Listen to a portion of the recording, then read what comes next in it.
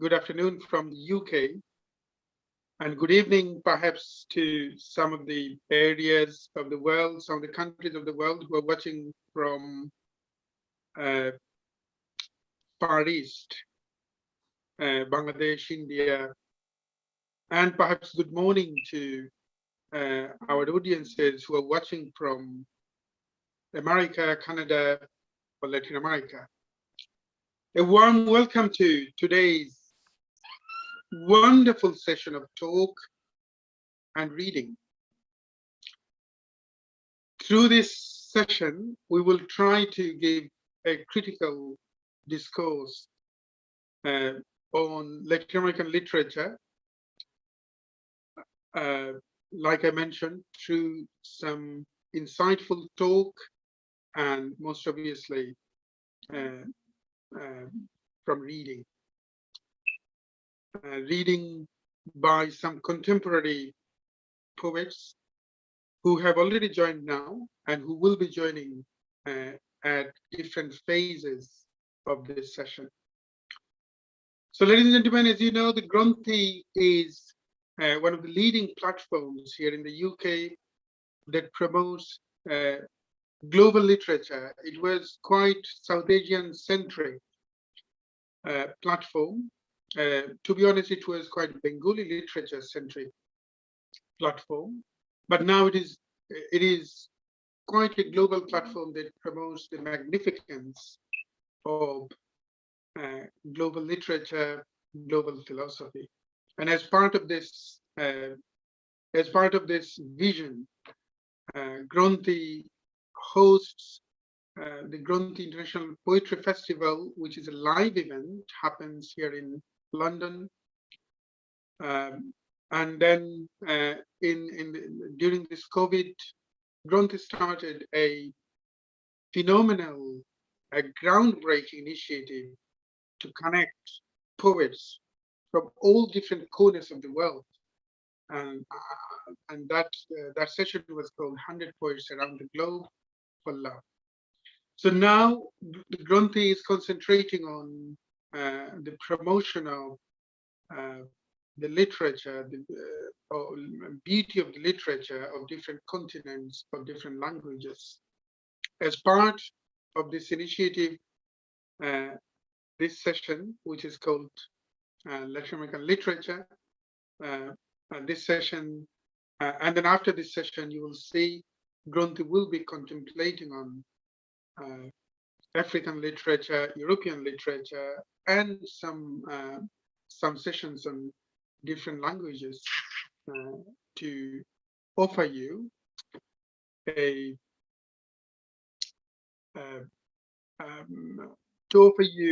horizon of different literatures and philosophies. So, ladies and gentlemen, let us introduce our panelists today.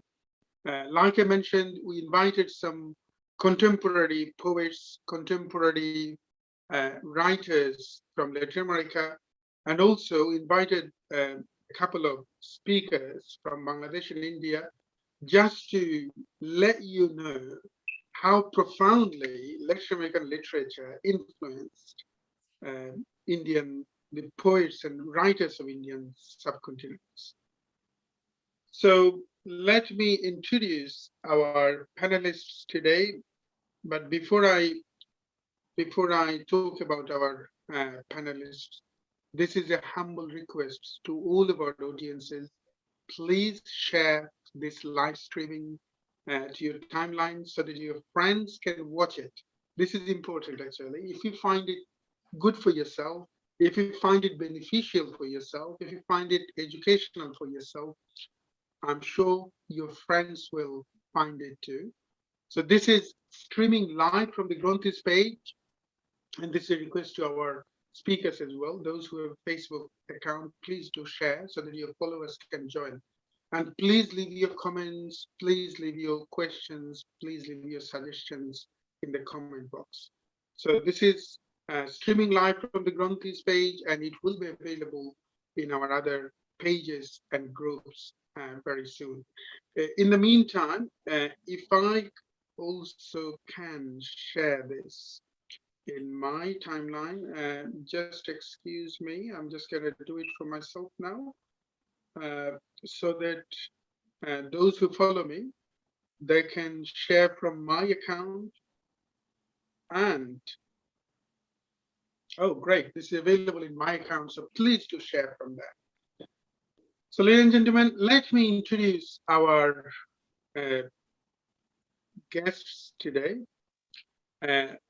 We have Tapadhir Bhattacharjee. Most of you are familiar with his writings, and especially he's quite a regular face in the Granthis initiatives, Granthis work. So Tapadhir Bhattacharjee is a prominent literary theorist, a poet, and an essayist, and a public intellectual. So Tapadhir, a warm welcome to today's session, and many, many, many thanks for joining. If you kindly unmute, Tapadhir, you are muted at this moment, so kindly unmute yourself. Oh, thank you, Kaisar, for inviting me to such a galaxy of participants here. In fact, it's a rare opportunity for me to see the world literature through the eyes of some very eminent persons who are present here today. Thank you once again. Great.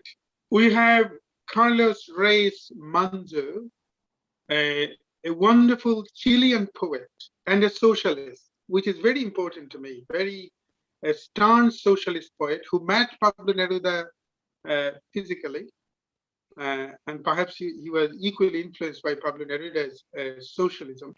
Carlos, many thanks for joining as part of this session, my friend, and a warm welcome. If you kindly unmute yourself, Carlos, you are muted at this moment. If you kindly unmute, you are muted. Now, can you hear me? Yeah, exactly. I can. Brother, you are my comrade, and you are the comrade of the people of Neruda. And that's where we are meeting.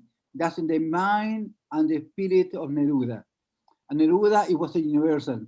And that is the way we see poetry, universal. With everybody in the world have the same dream where we can construct a society free of greed, exploitation, and suffering. That's where my poetry comes from. Carlos, let me salute you, not because you write phenomenal spectrum of poetry, but also because your commitment to socialism, your commitment of standing against inequalities, injustices. And let me salute you again for the phenomenal works you've been doing. Thank you for joining, my friend. We also have a friend, a very powerful poet from Bangladesh, and a phenomenal essayist, and a grand admirer of Latin American literature, Sajjad Sharif. Many thanks, Sajjad Bhai, for joining as part of today's session, and a warm welcome. Thank you, thank you. Let me convey my heartiest greetings to every poet from Latin, so that we are celebrating just from yesterday, 50th anniversary of our independence. You know, we went for liberation war, and 3 million people were killed throughout the 9 months war. And let me tell you also that one of your finest editor, Victoria Ocampo, a very close friend of Rabindranath Tagore, our he is the poet of Bengalis. She stood beside us in 1971 and tried to make conscience of the world for our cause. So I am conveying my regards from our countryman, from our, the whole nation to you, the Latin American, poets. Ocampo was the editor of Sur, Sur, the South. Many thanks, Sajjad Bhai. Enrique is a great fan of this relationship. I'm sure he has researched on that historical relationship between Tagore and Victoria Ocampo. And I can remember, Enrique, you sent me the film, the wonderful film that was made on that historical relationship between Tagore and Victoria Ocampo. So, Enrique, many thanks, Enrique Barnales, Albites, an academic and assistant professor of Spanish literature from North Colorado University, and a very good friend of us, a fiction writer, poet, and an essayist. Many thanks, Enrique, for joining as part of today's session, and a warm welcome. Thank you, Agnes, thank you, Shamin, thank you everybody here. Effectively, yeah, I studied a lot of the connections between Victoria Ocampo, and Tagore, where when he visited Argentina, early in the 1920s. And I'm very happy to share my input and my literature and also my comments of what is Latin American literature, and what is we celebrated today. Thank you, Atme. Many thanks, Enrique. Again, we also have Eric Shilander, a friend of us. Those who show those musical activities, especially the promotion that we have been doing for Indian classical and Western and global music, actually. They know Eric quite closely, is quite familiar face for live events hosted by Shodho from the day one, actually, about 12 years ago. We started that historic journey. So many thanks, Eric. Eric is a Schubert vocalist, an actor, and a poet, and a photographer as well. Many thanks, Eric, for joining again. Thank you very much. This brings together so many strands, not just from things I've done. And for many years, I've sung much more of the troubadours that were a Romance language than anything else. And there was an influence actually on Spanish literature. And Lorca went over to Argentina and Uruguay in 1933-34, gave his full lecture on Cante Jondo. I lived in Saudi Arabia for a while when my mother was teaching, seeing Arabic architecture there, then in Spain, and then I went for 2 months doing archaeological studies in Peru. And in Lima, you see these, the buildings that are en Trujillo, influenced by Spanish and Arabic. It's all, so interwoven. When I was a child, I was brought up with American folk songs, Pete Seeger singing Spanish with a bad accent, but with lots of heart, and Spanish Civil War songs of later Victor Jara, and so the lots of threads that go to my heart, passing through South America. I'm very pleased to be here and to be with you all. Thank you so much. Thank you, Eric. And we have Luis Gonzalez Barrios, an academic and a poet. Many thanks, Luis, for joining as part of today's session, and a warm welcome. Well, good afternoon and evening, everybody, and good morning here in the US.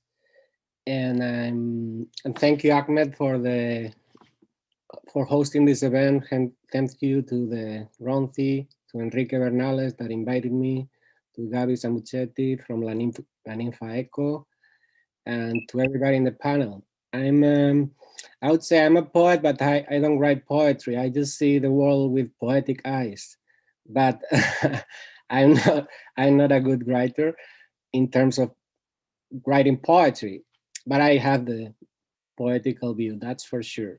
And I teach. Yeah, but we will explore your own take on Latin American literature, because you are the professor of Latin American literature, Spanish literature, actually. So Yeah. we look forward to have your input on this.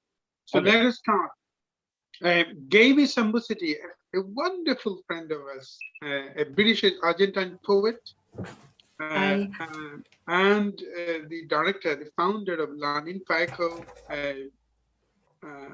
and we've done so many collaborations together. Many thanks, many thanks, Gaby, for your wonderful support, and many thanks for joining.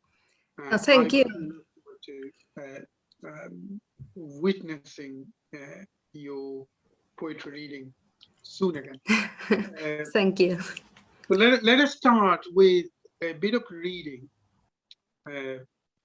Perhaps, Eric, if you kindly start with, why not Pablo Neruda? Let's start with Neruda, and then we'll move on to the contemporary panelists. The panelists who will talk on perhaps their writing and Latin American literature as a whole. Before you start reading from Pablo Neruda, I would like to say Didi Champagne wrote, hello everyone, many thanks for joining. Shreya Bahirat said, it's great to be familiar with wonderful panel. John Funden, a poet and a playwright, a wonderful friend of us, wrote, what a great panel, looking forward to it. Many thanks, John, for your support as usually, and please continue watching. Okay, Eric Schillender.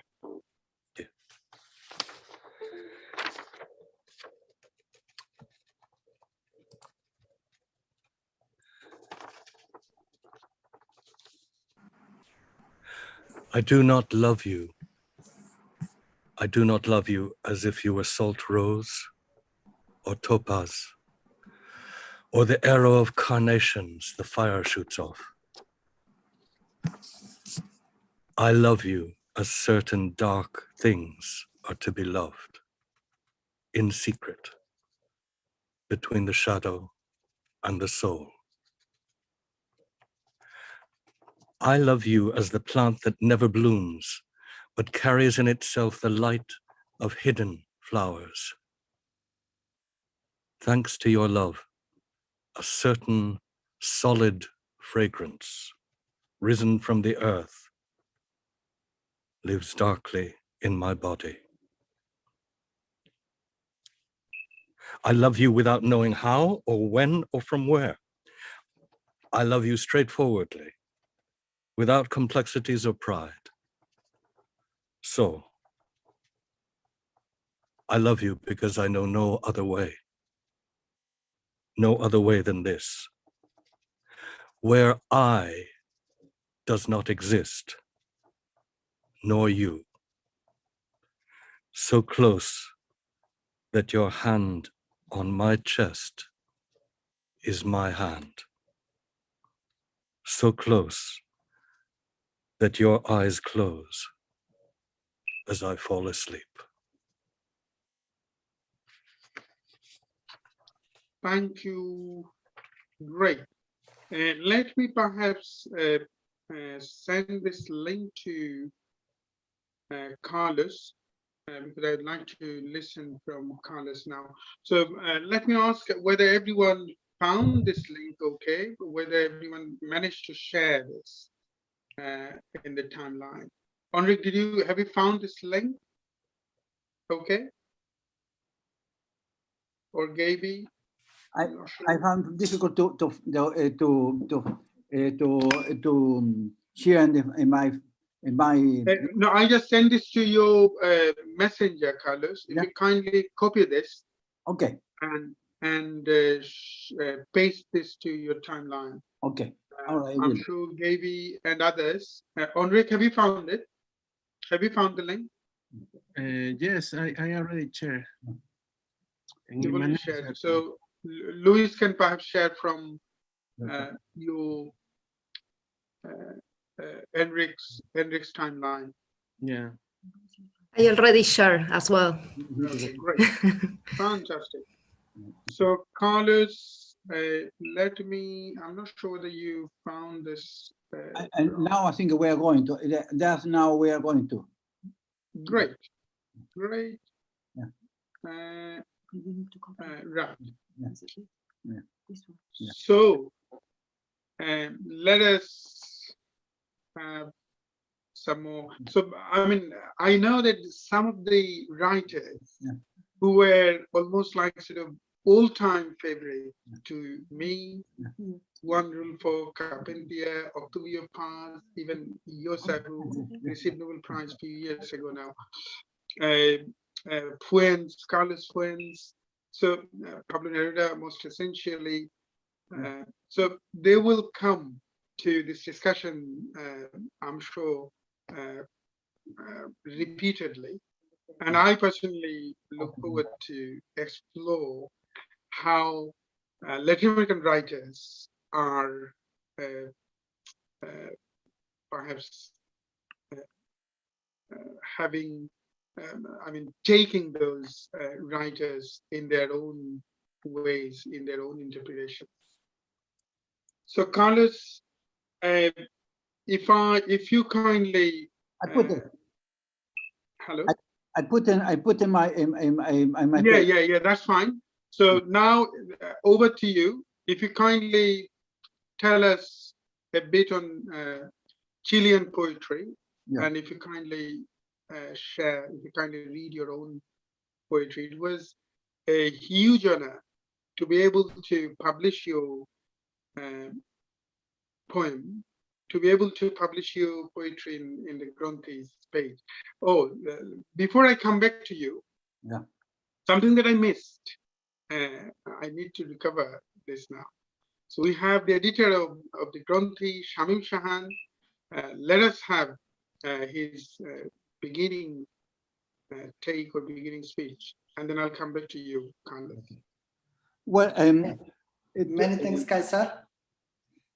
After a phenomenal session we have done with World Poetry, which is 100 poets around the world for love, and overwhelming responses we have received from all over the world. I'm sure these sessions as part of bringing the beauty of world literature and philosophy from one corner to another will be loved by our audience as equally as other sessions.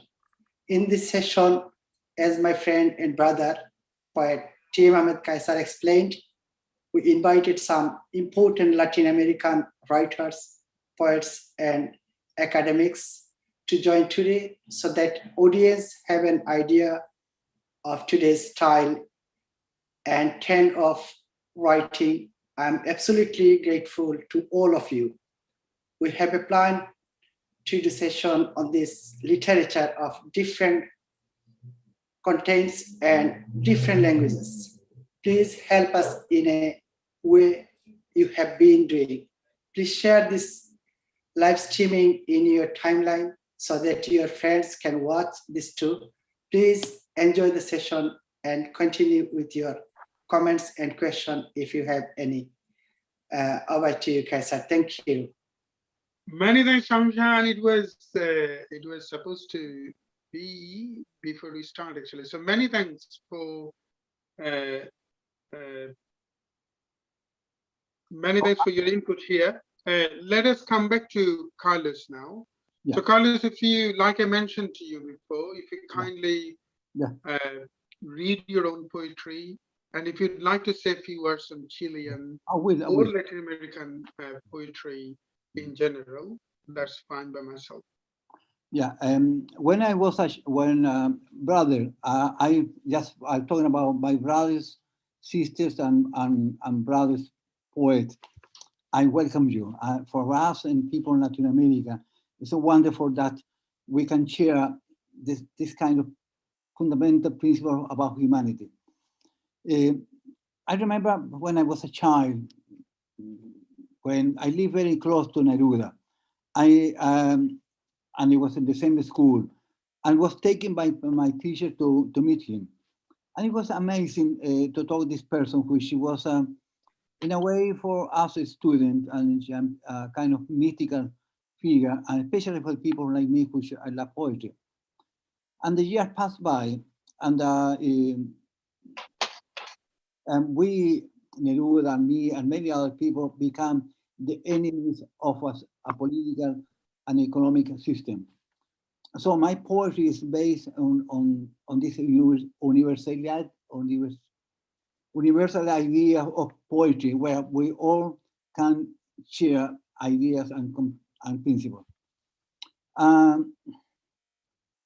What I want to read now is a poem which is going to the basis of Latin America, when the Spaniards arrived to Latin America, and it's when basically it was a transformation of the universe, and it's called. I suppose that there are more English than Spanish, so I went to read in English. He planted his cross. He planted his cross where the moon rises. Breathe, daughter of the good wind, blows through mythical ravines of crystalline waters. From their chakras, cheering up love, with brother sun, they dance to life. For the caracolas, the sea is infinite. From beyond the seas, the foreigner, with this kind of iron and white heart, with his feet of ice, he planted his cross where the moon rises. The admirals and his 3 caravels, like birds of ill omen, sow seed of evil. Their Toledan swords open eternal wounds. Red are the chains, blessed by the Roman God. Poor star of the south, your nocturnal innocence rape a Castilian's options. And but what happened as I became an enemy of the regime in Chile, the military regime? I was a prisoner of war, and I was in concentration camps. So I ended to be 2 years prisoners and exile. So after that, I became, this is the dream to come back to your home. So these poems about my nostalgia for my home. I wish I can read in Spanish and English, because it's always is something where you can share. I will read in Spanish one, the first, this poem with nostalgias, and also in English. Nostalgias.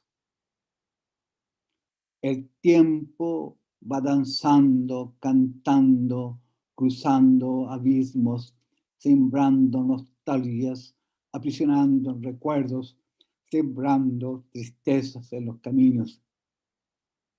Aquí me tienes prisionero de eternas melancolías. Nostalgia, tú que traes ilusiones de tierras lejanas. Nostalgia por mi tierra querida, por el pan oloroso eucaliptus amasado por las blancas manos de la madre de tu hijo ausente. Quiero volver a la bahía maternal, anclar mi barco fantasma en las pacíficas aguas azules. El viejo puerto espera. Nostalgias. Time is dancing, singing, crossing abysses, weaving nostalgias, imprisoning memories, sowing sadness on its past. Here you hold me prisoner of eternal melancholies, nostalgias, you who bring illusions of distant lands, nostalgia for my beloved land, for bread fragrant of eucalyptus, kneaded by the one hands of the mother of your absent son.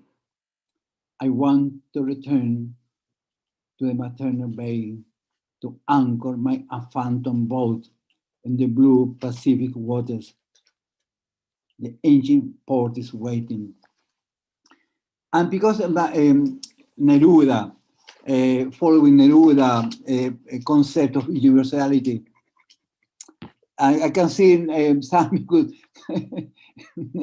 that you're showing the book. Yes, this is the same book. Yeah, and I will write something which is the other part of the continent. It's just India. It's something about Bombay.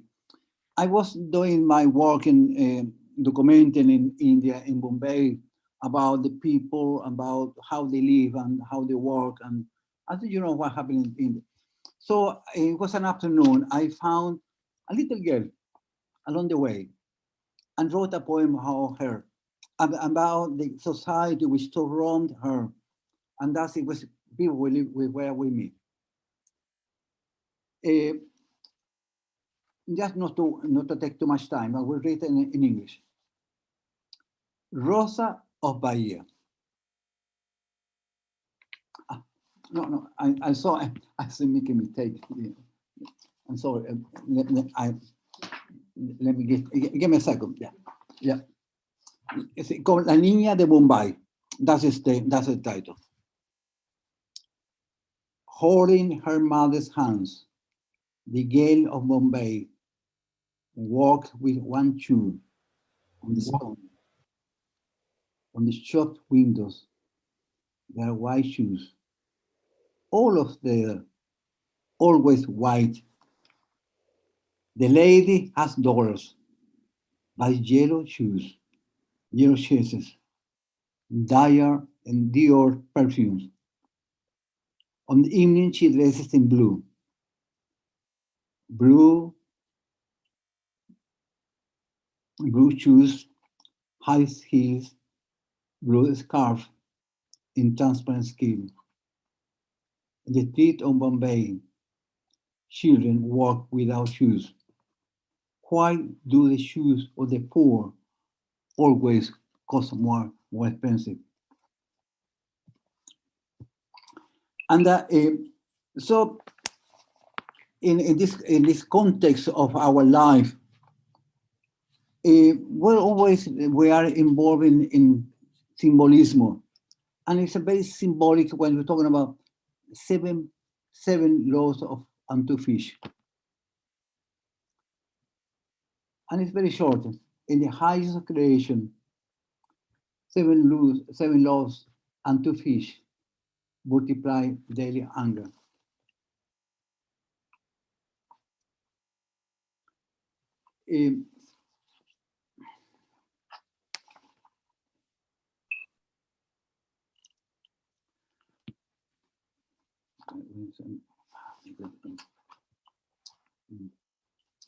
But poet as Neruda, we always we're in love. We believe in love. It's like, how can live without love? Yeah, a poet cannot live without love. It's love is what make us being who we are, people who love humanity. So I will read one called Una mesa y dos cafés, a table and two coffees. And I will read just in Spanish and English. Sobre la mesa planetaria, dos cafés, las penumbras de una tarde perdida en el cosmos de mis recuerdos. En aquel callejón solitario, en algún recuerdo de mi vida, está la misma pieza habitada por días eternos. Las sillas desaparecen, una a una, bajo las luces transparentes del crepúsculo. Inmóvil la rosa, polvorienta de tiempo, recuerdo aquella tu boca. 2 cafés para una nostalgia. En la mañana sigo mi camino por el mismo callejón solitario y en mis sueños sigo evocando la mesa, tú y el café. A tables and 2 coffees. On the planetary table, 2 coffees, the shadows of an evening, lost in the cosmos of my memories. In that solitary street, in a corner of my life, in the same room inhabited for everlasting days, the chairs disappear one by one in the transparent light of dusk. The still rose, dusty with time, I remember your lips. 2 coffees for nostalgia. In the morning, I continue on my way along the same solitary street, and in my dreams, I remember the table, you and the coffee. Many thanks, Carlos. Oh. Many thanks for reading this. So just a bit of introduction on Carlos, actually, before I move on to the next speaker. I'll perhaps come back to you if we have time. Yeah. Carlos Reyes Manzo is a social documentary photographer and a phenomenal poet. He was one of the leaders of the regional Santiago Littoral, and one of, like I mentioned, is quite socialist. Central Committee, a campesino of the Central Committee of the Socialist Party of Chile. From 1971 until the military coup of 11 September 1973, he worked at the 16mm Department of Chile Films, a member of the Socialist Party in clandestinity. In June 1974, Reyes Manzo was detained and imprisoned in torture centers and concentration camps in the underground garage of La Manido Presidential Palace. And then Oranges in Times of Moon was published 2006. That is a poetry book. Later that year, Reyes Manzo participated in the Sidaza International Festival of Poetry. He was Amnesty International's inaugural poet in residence from 2011 to 2012 during its 50th anniversary year. During the residency, he participated in poetry and stayed an evening of poetry at Amnesty International's Human Rights Action Centers organized by Poet in the City and Modern Poetry in Translation. So many thanks again, Carlos. It's a pleasure. I would like to invite now poet Sajjad Sharif. If you kindly just to let all of our Latin American friends, Latin American poets and writers know how profoundly, how deeply Bengali literature, Bengali writers, and Bengali poets were influenced by the very idea of magic realism from Latin America.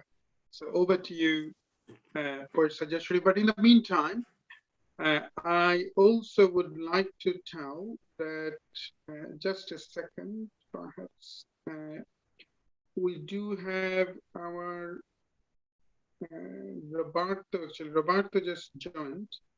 Roberto Ichaburen, a phenomenal Uruguayan poet, already joined here. Welcome, Roberto, for joining as part of today's session. And a warm welcome. I'll come back to you soon, but let us start with Sajjad Sharif. Sajjad Sharif has been writing poetry since early 1980s. He attempted to radicalize the language of expression of contemporary Bangla poem. He, with some other fellow poets, was deeply involved with the avant-garde literary journal Gandhi that reshaped the recent scenario of Bengali poetry. Churi Chikitsha, Knife Therapy, Churi Chikitsha is Sajjad's first collection of poems. His poems have been published in different national and international journals and included in some prestigious anthologies, such as The Language for a New Century, contemporary poets from the Middle East, Asia, and beyond, published by Norton. So over to you, Sajjad Sharif now. Thank you, Kaiser. Actually, I am not a researcher, you know, I'm a poet. I can, you know, just convey my feelings. What happened, you know, Latin America from the very beginning was very, you know, inside of our heart, the poet of, you know, Bengali poets.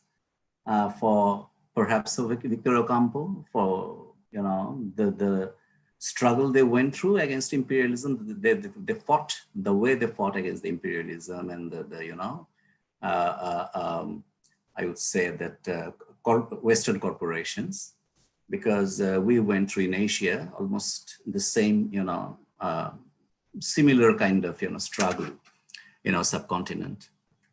So you see, as Carlos was telling, you know, Lorca went there, and one of the finest friendship between Pablo Neruda and Lorca, you know, evolved at that time. And let me just add one particular thing, that from second language, I don't know, I know a very little bit of Spanish. I did just 2 courses. I do have a translated book of Lorca. I published here in Bangladesh in Bengali translation, you know, collected from all of his books, kind of representation of Lorca's poem. But what I saw that almost every important poet, almost so many important poets, Bengali poets from both the Bengals, from West Bengal and Bangladesh, they felt a kind of close affinity to the Latin American poets, and they translated. Like, you know, one of our very influential poet, leftist poet, Subhash Mukhopadhyay, he translated Pablo Neruda very early in perhaps late 50s or early 60s. Like, you know, one of the contemporary, very important contemporary poet from West Bengal, Shankho Ghosh, he translated, you know, Nicholas Guillen, you know, in Bengali. Like, you know, I personally translated Cesar Vallejo, Pablo Neruda, then, you know, Octavio Paz and Borges. You know, why particularly, I sometimes ask question to myself, why Bengali poets are very much inclined to the Latin American poets? Perhaps for the reason that, I don't know, from my perspective as a poet, while you know, Carlos was reading his poem, I was trying to understand, you see, while he was reading from the original Spanish poetry, the sonorousness of the poem, the musicality of the language, which, you know, immediately struck my, you know, heart. You know, perhaps I'm not able to understand the meaning, but the sonority, but you know, the musicality of the language. This is also the very core of Bengali poetry, you know. Even when you see like poet like, you know, Nicanor Parra, while he was writing anti-poetry, he wanted to just, you know, move away from the very poetryness of poetry. But while you're reading his poem, he can't, you know, he couldn't beat the sonorousness of Spanish languages. So from the very beginning, so it happened. And you see that surprisingly, some very much influential poets like Neruda, like, you know, Octavio Paz, they came to this part of the land, and in their memories, in their books, like in, you know, I myself feel that one of the finest book written on India is In Light of India, you know, written by Octavio Paz. Like, you know, in the memoirs of Pablo Neruda, you know, we get to know that how he spent his days just near India and inside India and all this, you know, area. So a kind of affinity. And perhaps third point is Imaginary Homeland, a book written by Salman Rushdie. He interestingly wrote one very interesting thing that, you know, after the Second World was over, Rabindranath Tagore suddenly, you know, he was faded from the European mind, Western mind. But Tagore, perhaps you call him Tagore in Latin America, perhaps, I don't know. His culture is very much alive. He is remembered as a living, you know, like he was translated by, you know, famous, the wife of a famous poet, Zenobia, you know, the wife of Juan Ramon Jimenez. And so perhaps, and the famous rivalry between, you know, Pablo Neruda and Huidobro, it went on after the publishing of the first book of Pablo Neruda, because he wrote a poem under the shadow of a particular song written by Tagore. And it was a, you know, scandal in that particular time. And later on, you know, what I want to say that in Latin America, Bengali poetry with, I would say that Tagore is very much alive.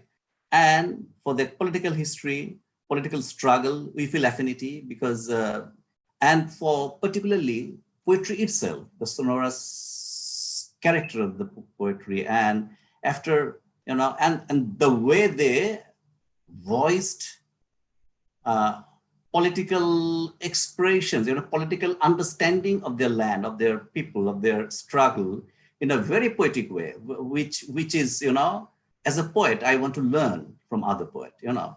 So these are the facts that we feel actually affinity to the Latin American poets. I'm not a researcher, but just it's my personal understanding of what I know about Latin American poetry. Thank you. Many thanks, Sajid Bhai. If you'd like to add any more, you can, but is that okay? If I just go to another speaker? Or would like to yeah. Later on, perhaps I would add something. Fantastic, yes. Fantastic. It is a grand pleasure. I'll come back to Enrique and Luis very soon again. And it's a great pleasure that Robert Ichiburen has joined, an extremely celebrated poet and academic from Latin America, an Uruguayan poet. Let me tell a bit more on Roberto. Roberto Ichiburen is a poet, novelist, essayist, and translator. Some of his books of poems are Central Asia, Ministry of Education and Culture of Uruguay Award publication in Argentina, Mexico, and Brazil. El Expreso Central, the express between sleep and weaknesses. Nancy Basilio Foundation Award. So many awards actually received so far, and congratulations to his phenomenal journey in literature.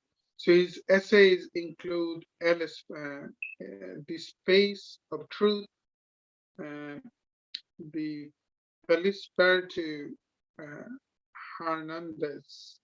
I'm sorry if I can't pronounce right.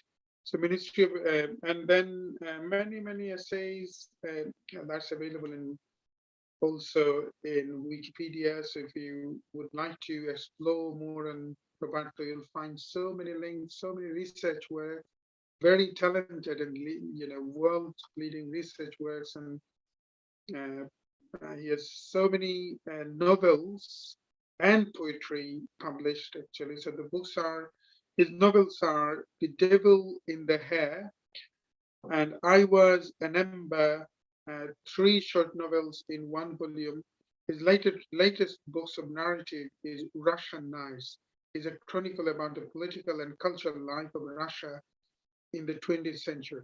His play, Natalia Petrovna, was awarded and published by the Cultural Center of Spain, Uruguay. His play, Africa, based on a real case, was performed in Montevideo throughout 2012 and 2013 and published in Buenos Aires. He is the director of La Flauta Magica publishing company, specializing in critical bilingual editions of poetry and the rescue of major political works written in Spanish. So, Roberto, a warm welcome. If you kindly share your own take on Latin American literature, and if you kindly read some of your poems, you can perhaps read your poems first, and then we'll come back to you for your take on internet for Latin American literature afterwards, if that's okay with you. Oh, hello, do you hear me? I do, yes. Okay, so how are you, Hamed? And hello to everyone. We are fine here in the participating UK. in this meeting, yeah. And I think that Tapadhir, yes, translated Lorca, and he was talking about Lorca, and I will read to you a poem by Lorca in Spanish so that you can see how it sounds, all right? Yeah. It's called Romance de la Pena Negra. Las piquetas de los gallos cavan buscando la aurora, cuando por el monte oscuro baja Soledad Montoya. Cobre amarillo su carne huele a caballo y a sombra. Yunques ahumados sus pechos gimen canciones redondas, Soledad. ¿Por quién preguntas sin compañía y a estas horas? Pregunte por quién, pregunte a ti qué se te importa. Vengo a buscar lo que busco, mi alegría y mi persona. Soledad de mis pesares, caballo que se desboca, al fin encuentra la mar y se lo tragan las olas. No me recuerdes el mar, que la pena negra brota en las tierras de aceituna bajo el rumor de las hojas. Soledad, qué pena tienes, qué pena tan lastimosa.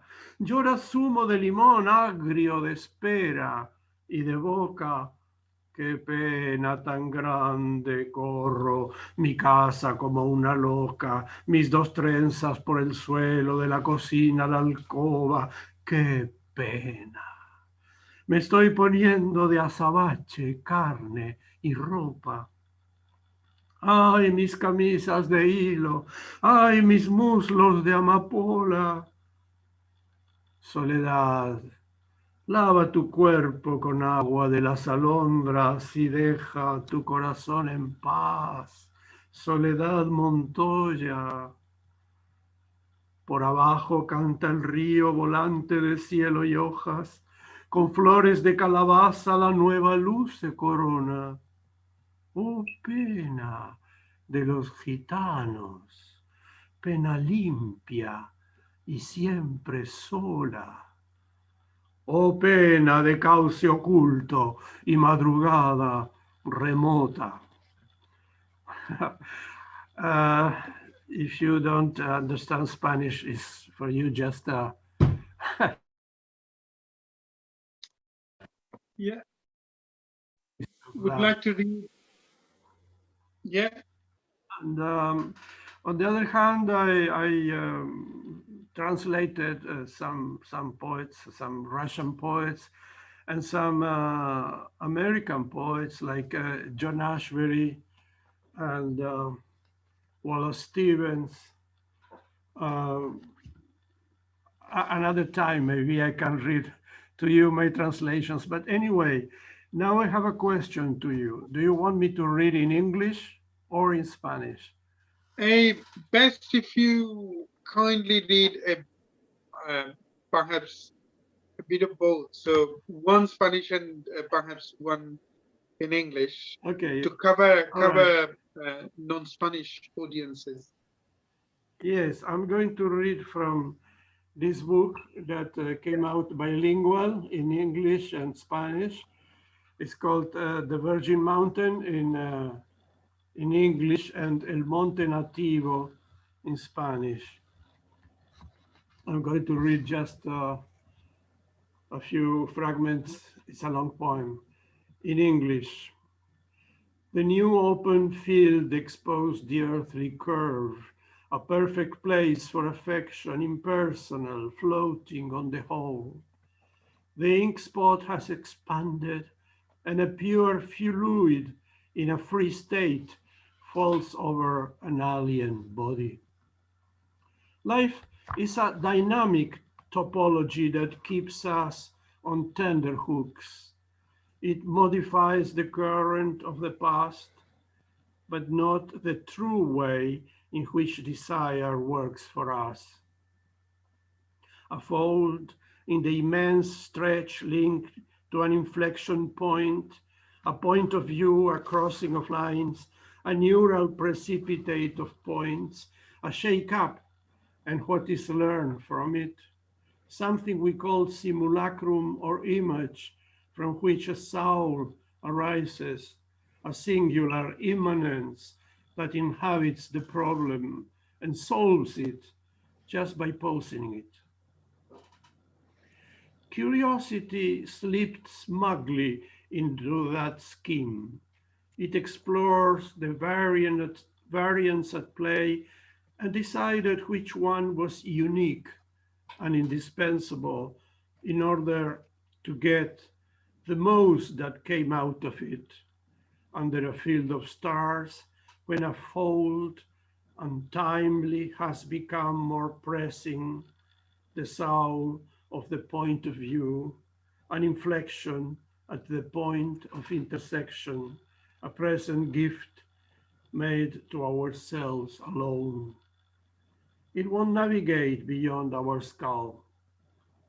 The world is entire in it, a filigree of larval themes, doublets that will die with it, a shipwreck at the boundary of the reef, a background buzz in the empty box, an idiolect of our mind, jumps and roar of the sea, the infinite speed that carries the cosmos. Life causes these turbulences, these paradoxical transformations, this stuttering, this turning around, and the seizure of being multipliers of existence, an impersonal power of achievement that writhes and bites its tail. Our heart is buried in the season, a guide for perpetual motion, captured in its center of begetting. In the cinema of the universe, this vacant curiosity doesn't necessarily ask for a complete incarnation. It opens a vaster register, a transcendental yet immanent stratum that precedes both the virtual and the actual, an irrational chaos at the bottom of everything. Much enters from the invisible. Sparkling phosphorus generates a parallel effect emanating from an original attraction, an illusory effect of similarity. A peerless recognition removes us from habit and plugs us into movement. It wants to see more of what is brought forward, an apparition not yet assimilated, built upon a disparity of coexisting points of view. The tip of a wheat-colored dress seen one instant from the corner of her eye at the angle of the door seemed a crumb falling from the breakfast table to my aunt. My mother had arrived unbeknownst to the summer house, had crossed the corridor, peering into the rooms without her being seen. That fresh morning, the shutters still hid the green outside, the tip of a wheat-colored dress through the corridor. She was invisible to all. A strong expectation of happiness is happiness itself. And this summed up the feeling of the house for me. Everything about to be, yet already there. I wasn't there yet, but the door was there. Someone having breakfast in bed, the odds already at play, the material emergence of a place, a house by the beach, the flesh of the ether of the eon. The body breaks down, words instead appear to be eternal in their infinitive, crucified at their stake, as if they were forever relevant and pertinent in all situations. They want to say something, to show a way of tying the knot. They fall like crumbs dropped by Tom Thumb for birds to eat. Barnacle, cachoeira music, a scent of petals folded among pages, release life inside the nostrils. Moaning, snorting, menacing, shouting, ululations, cries of horror, clicking of bones. The body has no need for words in order to make itself understood. The glands do their business. The toes freeze, the heart, vital flyer, through 1,000 rootless gives notice. My throat begs for water and wakes me up. I forget my ankles that carry me everywhere, discreet feet without callus, well-turned calves, knees, don't bother me. A blue chevron stretches as a convenient skirt, monkey arms hanging, tiger spine arching, while I sprinkle water drops over a snake's hot tongue. Do you want me Thank you. to? Many thanks, Roberto. I'll come back to you. Thank you very much. I'll come back to you for your input on Latin American literature overall. But let me have Luis Gonzalez Barrios. Luis Gonzalez Barrios, welcome again to this session. So Dr. Luis Gonzalez Barrios, who is an assistant professor of Spanish Spillman College, a specialist in contemporary Spanish literature and culture. Most of his research to date has focused on analyzing the relationship between avant-garde art and politics from a transatlantic perspective, particularly during the 2 decades that preceded the Spanish Civil War and its ramification to the present, which is very interesting, Luis.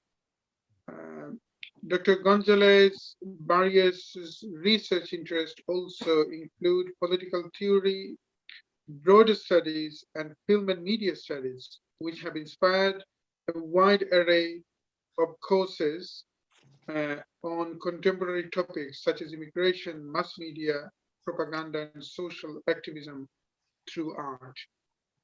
So thank you very, very much, Luis, for joining. And if you kindly continue, if you kindly begin your own input on Latin American literature. Okay, thank you, Ahmed. And again, thank you to the Gronthi for organizing this talk. And okay, I placed the Latin American boom as a series of waves or tectonic changes that had a decisive impact on the culture of my home country, Spain, but also on my intellectual and political trajectory. So today, I want to talk about Latin American literature as a literature professor in the US. Instead, I will tell you how the Latin American literature made me a literature professor. So I will tell my own story because beyond the anecdotic, my story reflects a broader process of knowledge and cultural awakening that happened to an important part of my generation back in Spain and that changed the cultural and political milieu. So my story, and I'll try to be brief, but I just written a page. I was a late reader. When I was 17 years old, approximately, I was interested in various things, but above all, I wanted to be a football player. But by that time, when I was 17 years old, I already realized that that wasn't going to happen. I was going to be a professional, and I wasn't that naive. So it was the mid-90s in Spain, and our country was fantasizing about having achieved this European modern status, whatever that means, after a long century of internal conflict and military dictatorships. So it was 1992, just to put you in time, when the Maastricht Treaty from the European Union marked the consolidation of the neoliberal project in Spain and Southern Europe. And this same year, there were the Olympics in Barcelona and some global exhibitions in Seville and Madrid that celebrating this like final arrival to this old semi-peripheral nation to the so-called global future. So in this amnesic country dazzled by siren songs of modernization, I was a teenager without great ambitions, and lacking a clear direction. And then I discovered Latin American literature at that time. First, there were some short stories by Cortázar, and that I have in some shelf in my house, and some love poems by Benedetti and Neruda. My awakening to books was just starting. I went back to Garcia Lorca, I revisited Machado and Rubén Darío, and from there I returned to some of the classics that I read in high school. But literature was no longer, for me, that thing associated with my secondary evening classes, with these black books, cathedral books, editions prologued by some serious gentlemen, like these editions were what we read in high school. And the literature at that time started to be more like a passion, okay, more like an obsession. My interest in school text became genuine. And I reread some of the texts in high school. But then something extraordinary happened to me. I found Jorge Luis Borges, and he was the downfall, the door of no return to this bookish universe, okay? And one book led to another and then to another, and I devoured any like boom, pre-boom, post-boom literature. Literature spoke to me in Spanish, and geographical and temporal borders were gradually dissolving to me. And also, by the way, the best football players of the time were coming from that part of the world too. So it became kind of like an addiction. Okay? With Borges, I discovered Schopenhauer and Nietzsche, Hume, Whitman, Conrad, Chesterton, Berkeley, the Greek classics, but also the Hebrew and Arabic traditions that my country had ignored for so long. Also with Borges, I became interested in Buddhism, on Edgar Allan Poe, and on Dostoevsky, and all those Russians that Russian writers, they still fascinate me to this day. With Octavio Paz, I learned about Marcel Duchamp and Dada, but also about the labyrinths of Mexico and the Malinche, about the rich cultural and philosophical traditions of India. And through him, I discovered Tagore and the translations of Zenobia Zampruvilla that you mentioned. Carpentier made me look at the Spanish Baroque with new eyes and to rethink that this thing called surrealism was perhaps not just a French invention. Sabato, Ernesto Sabato, put me in a tunnel, which led me to Sartre and Albert Camus, but also to Baudelaire, to particle physics, to Nicanor Parra, and to Violeta, the great Violeta Parra. And of course, the boom, Cortázar, Julio Cortázar, make me walk through the streets of Paris, through the jazz of New Orleans, through the utopia of Solentiname and the Nicaraguan Sandinistas. He introduced me to Ernesto Cardenal too. Carlos Fuentes led me to Don Quixote, to Proust, to revisit Hernán Cortés and the Comuneros of Castilla, to the Mexican Revolution. Vargas Llosa told me about a city full of dogs similar to the military Spain from which it was so difficult for us to escape. And Garcia Marquez and Rulfo told me about lost places where the dead did not completely die and people lived for more than 100 years. And Cesar Vallejo was this dead man for me. I have briefly mentioned the Sandinistas. It was not a minor encounter. With these readings, my first political consciousness awakened too. There were some guerrilleros with long beards, brave women fighting and protesting, Victor Jara's song, Mercedes Sosa, Silvio, the disappear, the violence of the state, Cuba, Chile, Nicaragua, El Salvador, the mothers of May. I discovered all these stories in a moment when I began to hear about Chiapas and the Zapatistas in the early 90s, and that another world was possible. In an anesthetized country like Spain in the 90s, this reading spoke to me about social revolutions and change, so far away from our national triumphalism, normalized and disciplined democracy, and consumerist idiocy.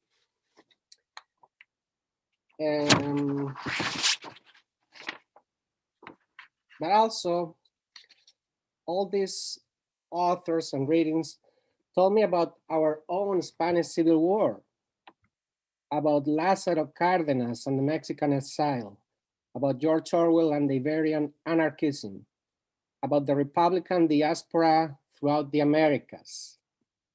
I also realized that the best collection of poems of this Spanish tragedy was written by a Peruvian, Cesar Vallejo, who spoke to me through time and distance as a brother of struggle and poetry. All these readings also told me about the Black legend, but also about the brutality of the Spanish conquest of America, the genocide of the indigenous nations, and of landowners and haciendas that were so similar to those that appear in the Hola magazine or Hello magazine that I read at the dentist clinic.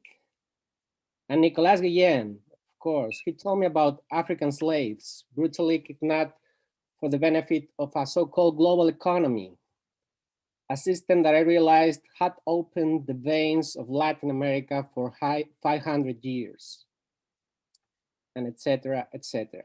And finally, I discovered, obviously, Roberto Bolaño, writing from a crowded and touristic beach near Barcelona. And he would take me back to the streets of Santiago and Mexico City, and back to poetry. In short, it is through the boom and its multiple shockwaves that I rediscovered my own tradition, my own history, which led me to intellectually navigate the Atlantic, the Mediterranean, and beyond. And they opened the door to immerse myself critically in other European traditions and in other literatures written in other languages, mostly Basque and Catalan in my own nation state. And of course, I also rediscovered or discovered for the first time Al-Andalus and Sepharad. Because let me be clear here, for me, Latin American boom, Latin American literature and its precursors was not only good literature, but a critical, political, and philosophical repertoire of the first order. Which dissected and reconstructed modernity from a new and eccentric angle. In some, what I encountered through them was cutting-edge contemporary thinking.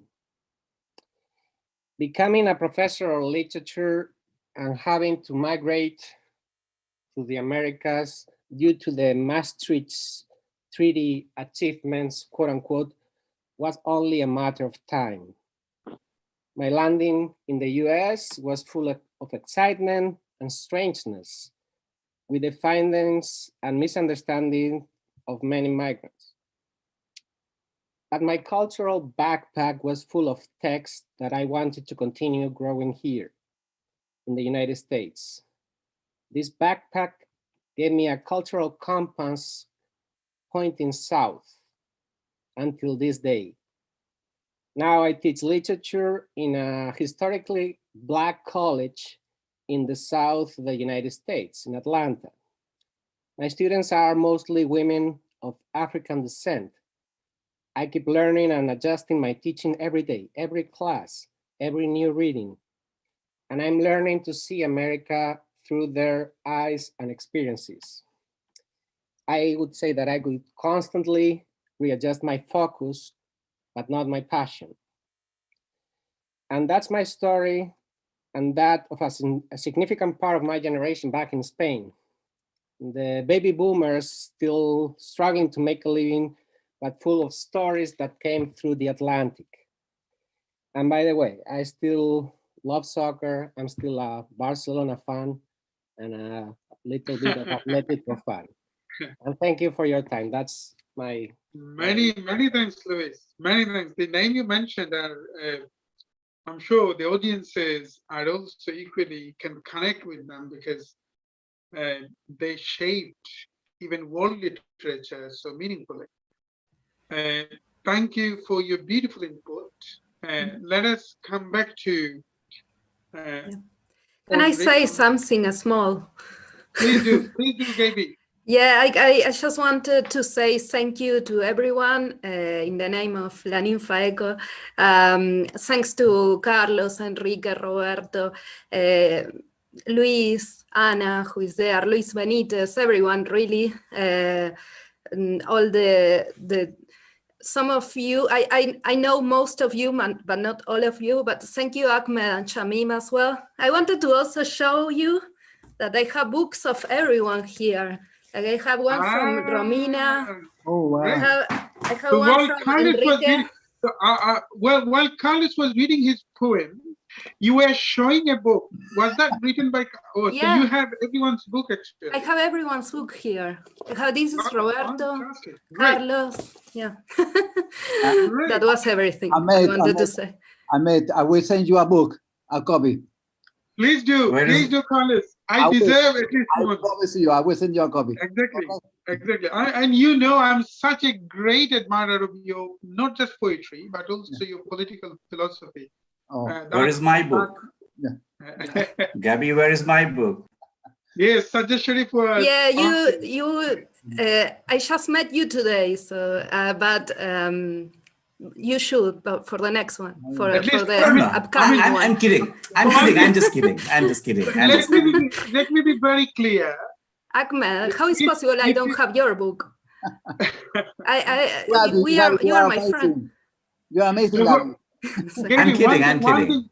One thing that I need to clarify that it is an honor to have such a great poets and writers as part of this session. And most of your poetry book, most of your novel or fiction, I know that made a huge impact in the in readers' mind. But if you'd like to be translated, Tapadhir Sharif is not just a pundit, not just just simply an admirer of world literature, or the one who can critically analyze world literature in my understanding, but also a great translator. So I'm sure if you kindly, I mean, if you can receive at least a copy of those books, Well, it will be translated. let me just my best translator is Valeria Baker. It's a wonderful work here done. Yeah, it's extraordinary, and we need some people like that because I mean, exactly to make a bridge, yes, to make a bridge between two different cultures. It's very important. Yeah, without exactly. I swear, actually, we get to know the older poets, you know, the poet of previous generations. But we need to be connected. The contemporary poets should be connected, you know. So yes, exactly. Yeah. So that our understanding is not just limited in just Pablo Neruda or Lorca or whatever we are talking today. It has to come to the contemporary phase as well. So many thanks to Robert Tichever, a phenomenal poet who joined from Uruguay. We'll come back to you again. Tapadhir Bhattacharjee is also with us. We'll come back to you shortly. Let us have, Luis Benitez, a extremely celebrated Argentine poet. I sent Eric his poem called Ezra Pound Speaks. I became the admirer of his poetry actually while I was reading in some online portals. And then I sent this to Eric for reading. And then I realized that he can join as well as part of it. And this is an honor to have Luis Benitez as part of today's session. I'm sure he was copying a while ago. Luis, can you hear me? A warm welcome. Luis joined from Argentina, an extremely celebrated poet in Argentina, an award-winning poet from Argentina, Luis Benitez. Can you hear me, Luis? So let us have perhaps, before I move on to Andre, and Anna joined as well. Anna Lopez joined from America. How beautiful is this? So Eric, if you kindly read the poem that that was written by Luis Benitez, and then I'll see whether we can talk to him. His camera is on, but I'm not sure whether he's listening to. Luis? Luis. Eric? Yeah. Right. Before I read, I want to say thank you to, in particular, Carlos and Roberto for embodying one of the most important things for me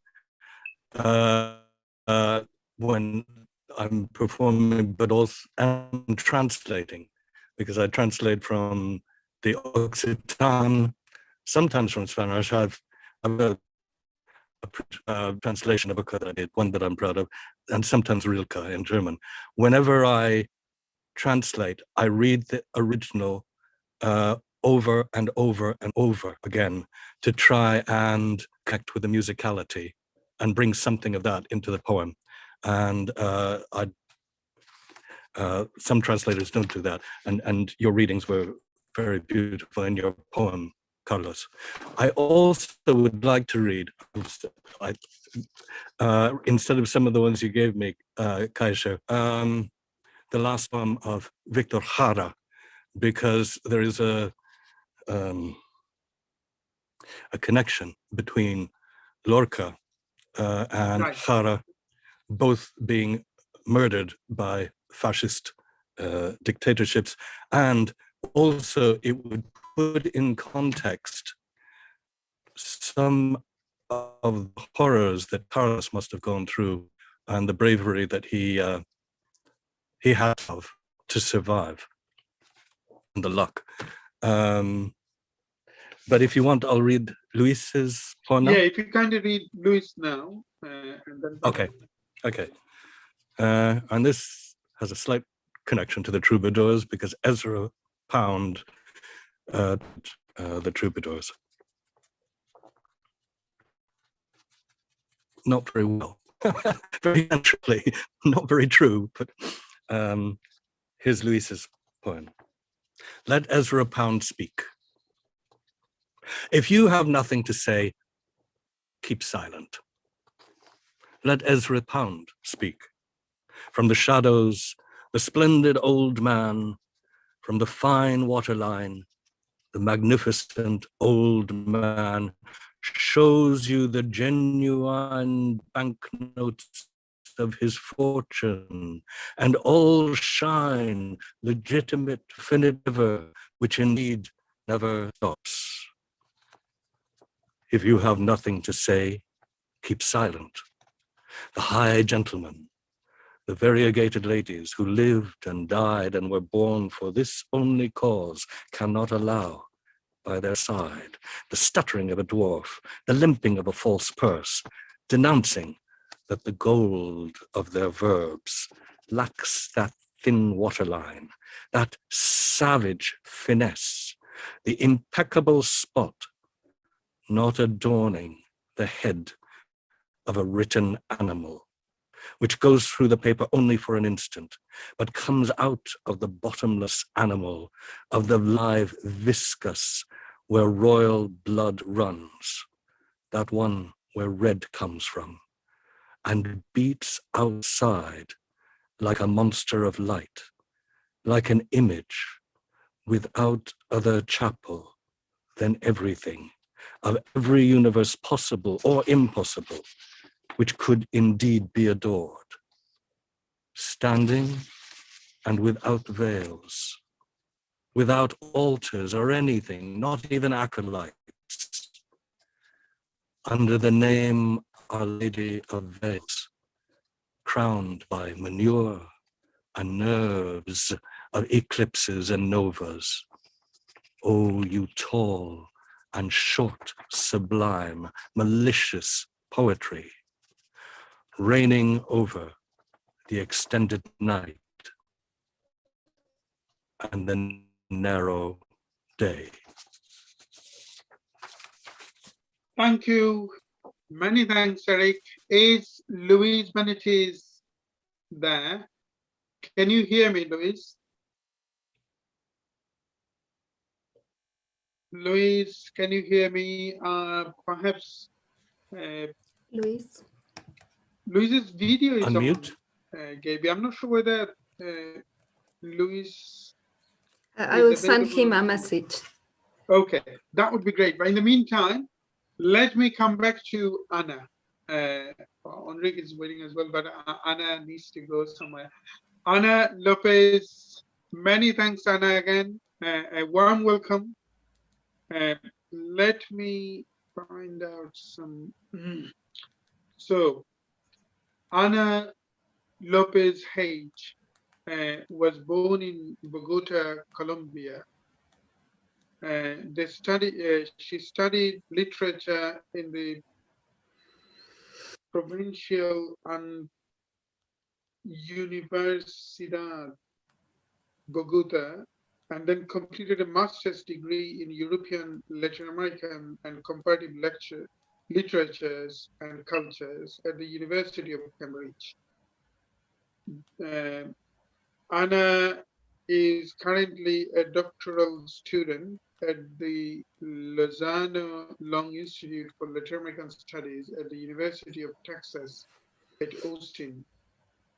In academic terms, Anna works in areas ranging from literary and cultural criticism to sociology, gender studies, feminisms, and decolonial perspectives, which are very interesting areas. And her academic work is undisciplined and is closely related to her poetic, creative, spiritual, and vital works. Anna's first collection of poems, Here Where I Tremble, is getting published in 2021 by Synchronia Casa Editorial. So thank you, Anna, for joining again. Over to you. If you kindly read your poems with a bit of your take on Latin American literature as a whole. Yes, thank you very much, Ahmed. Thank you, everyone, for being here, for inviting me. It's a pleasure to be part of this panel. Well, I'm very grateful for all of your takes on canonical literature from the boom in Latin America. And it speaks to me a lot because, as Ahmed already said, I studied literature both in my undergrad and my master's degree. And I had a very special relationship with the boom because I focused my interests in studying underrepresented voices during those times, particularly women, because something that's common around the narratives of boom literature in Latin America is like these big names like Cortázar, Borges, Rulfo, etc., which are amazing reference like for what we understand as Latin American literature. But the voices of women have been invisibilized from that period. So I would like to share a little bit on one of those authors that are not normally talked about a lot, particularly in Colombia, since in Colombia, Garcia Marquez is this big name that takes over like what the boom Colombian literature looks like, or like takes over what Colombian literature in that period was during the 60s. But then this author, Alba Lucia Angel, is a writer that slowly through time, like there's been different efforts towards visibilizing her work. She wrote like the novel that has been more widely read lately is called Estaba la pájara pinta sentada en el verde limón, which is part of a children's song in Latin America. And it was published in 1975, but it was a novel highly censored because of the political issues it touched on. So for me, it's important to highlight this specific author because Cien Años de Soledad, perhaps 100 years of solitude by Garcia Marquez, is this big canonical Colombian text that addresses Colombian violence in a very aesthetic and beautiful form that touches on magical realism, which is like this very well-known genre. But then Estaba la pájara pinta offers a perspective that touches on it's a historical novel. So it goes from El Bogotazo, which was a very important political moment in Colombian history, where the war between liberal and conservative parties started like very strongly. So this novel narrates the life of a girl growing up between this period of time and El Frente Nacional, which was a moment in the 70s in Colombia, when both liberal and conservative parties decided to share power. But that led to a way more intense current of violence because they left the communist perspective and the leftist most radical perspectives aside. So the guerrillas were born. And I bring this into the conversation mostly because I am very grateful with all of the authors that have been mentioned here before, as they were also part of my literary growth, I engaged with Cortázar strongly when I was a teenager. It really talked to me a lot. Borges was also very important. Pedro Páramo, Rulfo's novel, is one of my favorite novels of all time. But I keep seeing this tendency towards invisibilizing women's voices during the 60s and 70s in Latin America. So that's why I wanted to bring, in particular, Alba Lucía Angel's work to the conversation. What else can I mean, if we're talking about the contemporary debate, as Ahmed already said, I'm not currently engaged in literary studies specifically because I'm doing Latin American studies, which is a more interdisciplinary discipline. It's not really a discipline, but it's a more interdisciplinary perspective. And yesterday, I came back to a text that we read in literary studies, that is La Ciudad Letrada by Ángel Rama, which is like the, would you translate that to English? Like the world, sorry? The literary city. Yeah, The exactly. city. Yes, thank you. So I realized that when I was in my undergrad, I didn't really get what La Ciudad Letrada meant. And going back to the text and thinking about literature as a colonial import in Latin America has changed completely my perspective of how I understand literature, how I understand narrative, and how I want to approach my own poetry as praxis. Particularly because, I mean, La Ciudad Letrada, or the lettered city, involves a dynamic of power where literature becomes a language only a few can relate to. So we are all, of course, colonial subjects in a colonized world. But my question would be like, if it's possible to decolonize literature, and if it were possible, how could we do it? Which voices would we need to engage in a dialogue with, apart from the well-known canon, for example, of the boom? So that being said, I'm gonna share some of my poems. I'm gonna share also a poem by a Mapuche poet from the south of Chile, Roxana Miranda Rupailaf. I'm gonna share it because I think we need to visualize more the great work of non-canonical voices.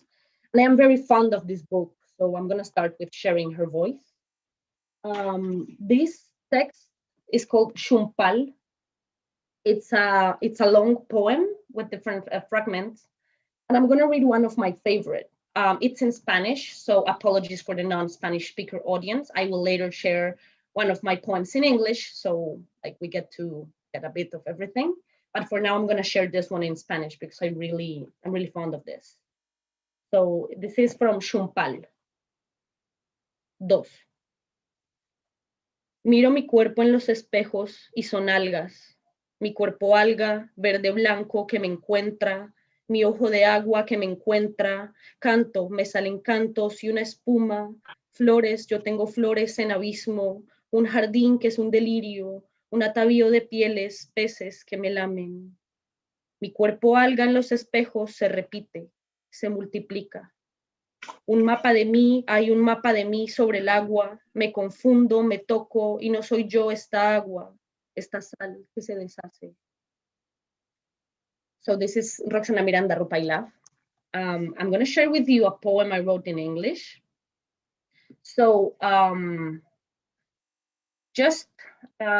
like we were before, Luis was telling us about him, a little bit of his experience with literature and with being a literature professor. So I'm going to tell you a little bit of mine. I studied literature, like Ahmed said. My master's degree I did it in Cambridge in England. And it was a very intense experience for me because it entailed recognizing myself as Latin American and recognizing myself as non-white, but rather white mestiza, and asking myself the questions about identity, about gender, about race, that I think have been fundamental for how I approach not only the texts I read, but my citation politics and my own embodied experience. So I'm going to read a couple of poems that were rooted in that uncomfortable feeling of being in England, a place that, because of its colonial heritage, you know, maybe for people that are not from there, might be tense to have this experience in these spaces. So the first poem I'm going to read, it's the one I have in English. The title is Strong. And it has an epigraph by Sylvia Plath that goes. For the eyeing of my scars, there's a charge. For the hearing of my heart, it really goes. And there is a charge, a very large charge, for a word or a touch or a bit of blood.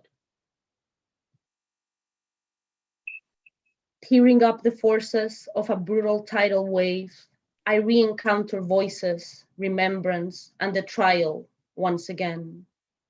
Silence washes up on the shore of restlessness.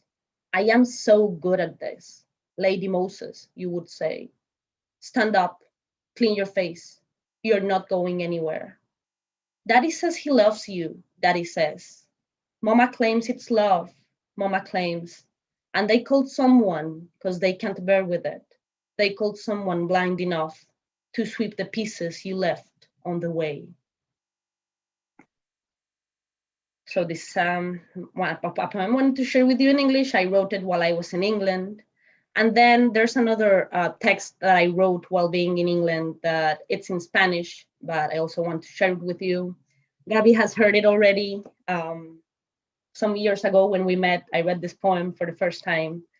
And here it goes. It's called, I'm going to read in Spanish, so apologies for non-Spanish speaking audiences. But the poem goes, it's called Tercer Mundo, Primera Persona.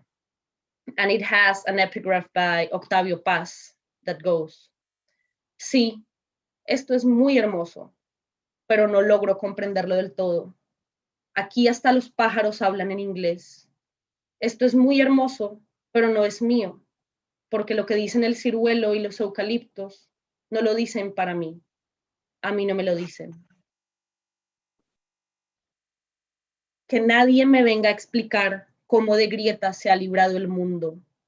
Que nadie venga a decirme que a este abismo que habito también puedo llamarle casa. Si el cuervo y la ardilla me son ininteligibles, no es por su presumida ausencia en mis libros escolares, es que cuervo y ardilla, que aquí son fauna cotidiana, ocupan un imaginario ajeno que dejó de maravillarme con el primer irremediable, frío y doloroso cambio de estaciones, un cambio que mi cuerpo aún no ha sido capaz de asimilar. Que no venga nadie a enseñarme que tradición no se escribe con T de tiranía, que el aire que respiro ya me dijo, sin apuro, que va con calma, porque al otro lado del mundo se vale llegar cansado, a medias, como desgajando las sobras de un imperio enlutado.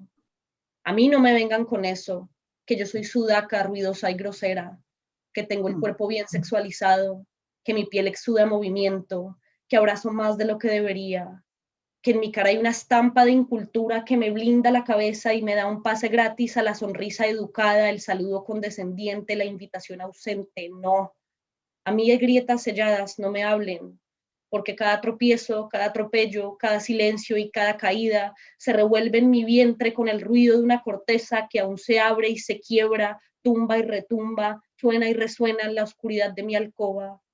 Dice, "It was so nice to meet you", cuando se despide. Finge maravilla cuando el sur se le menciona. Se rodea de norte mientras se embriaga en el ruido de una noche que siempre carecerá, siempre añorará y nunca comprenderá lo que es verdaderamente el ritmo. So that was Tercer Mundo, Primera Persona. And I'm going to close my participation with this poem that I wrote when I was thinking about what poetry was, how I approach poetry. It's called Poética, and it has an epigraph by Hugo Mujica, a very fond author of mine. And the epigraph goes, un relámpago en la noche que dilata anuncia su mismo apagarse. Buscando el poema perfecto, me topé con que yo no escribo poesía. No ando yo buscando develar el símbolo, desnudar la palabra o darle vuelta a este artificio que llaman lenguaje. Yo me siento en mi sed de tiempo y tiento al alba buscando que me seque las heridas.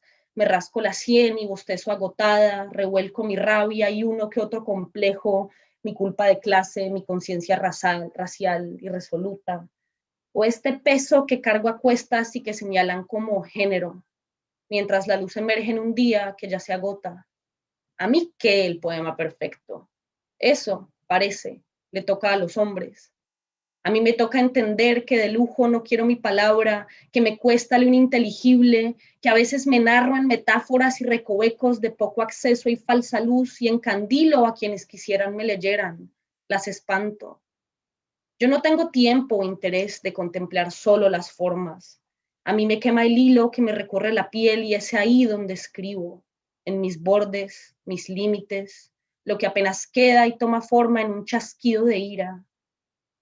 Yo ya me cansé de buscar al poema.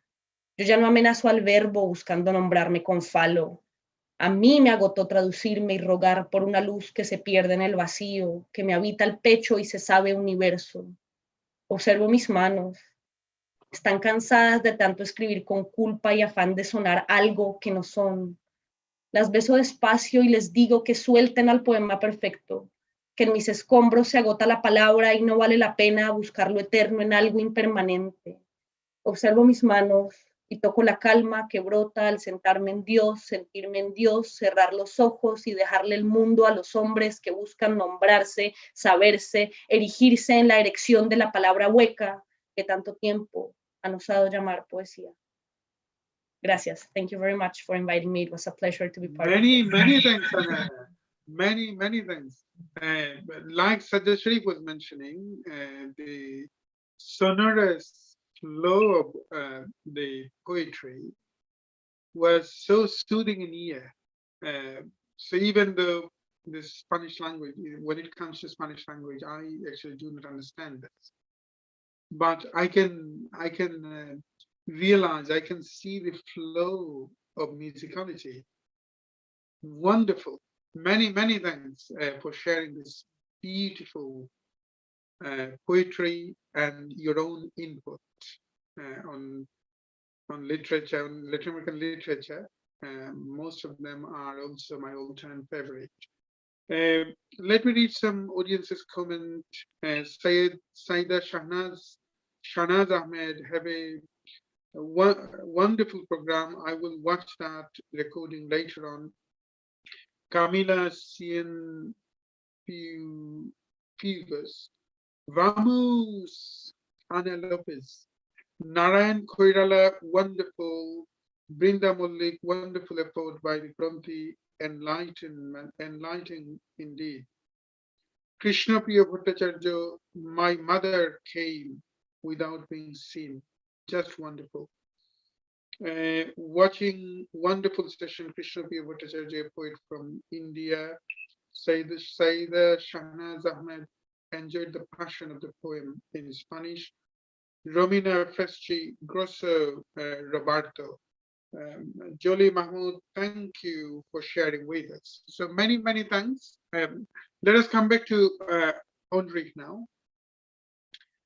So Enrique is, as you know, quite familiar face now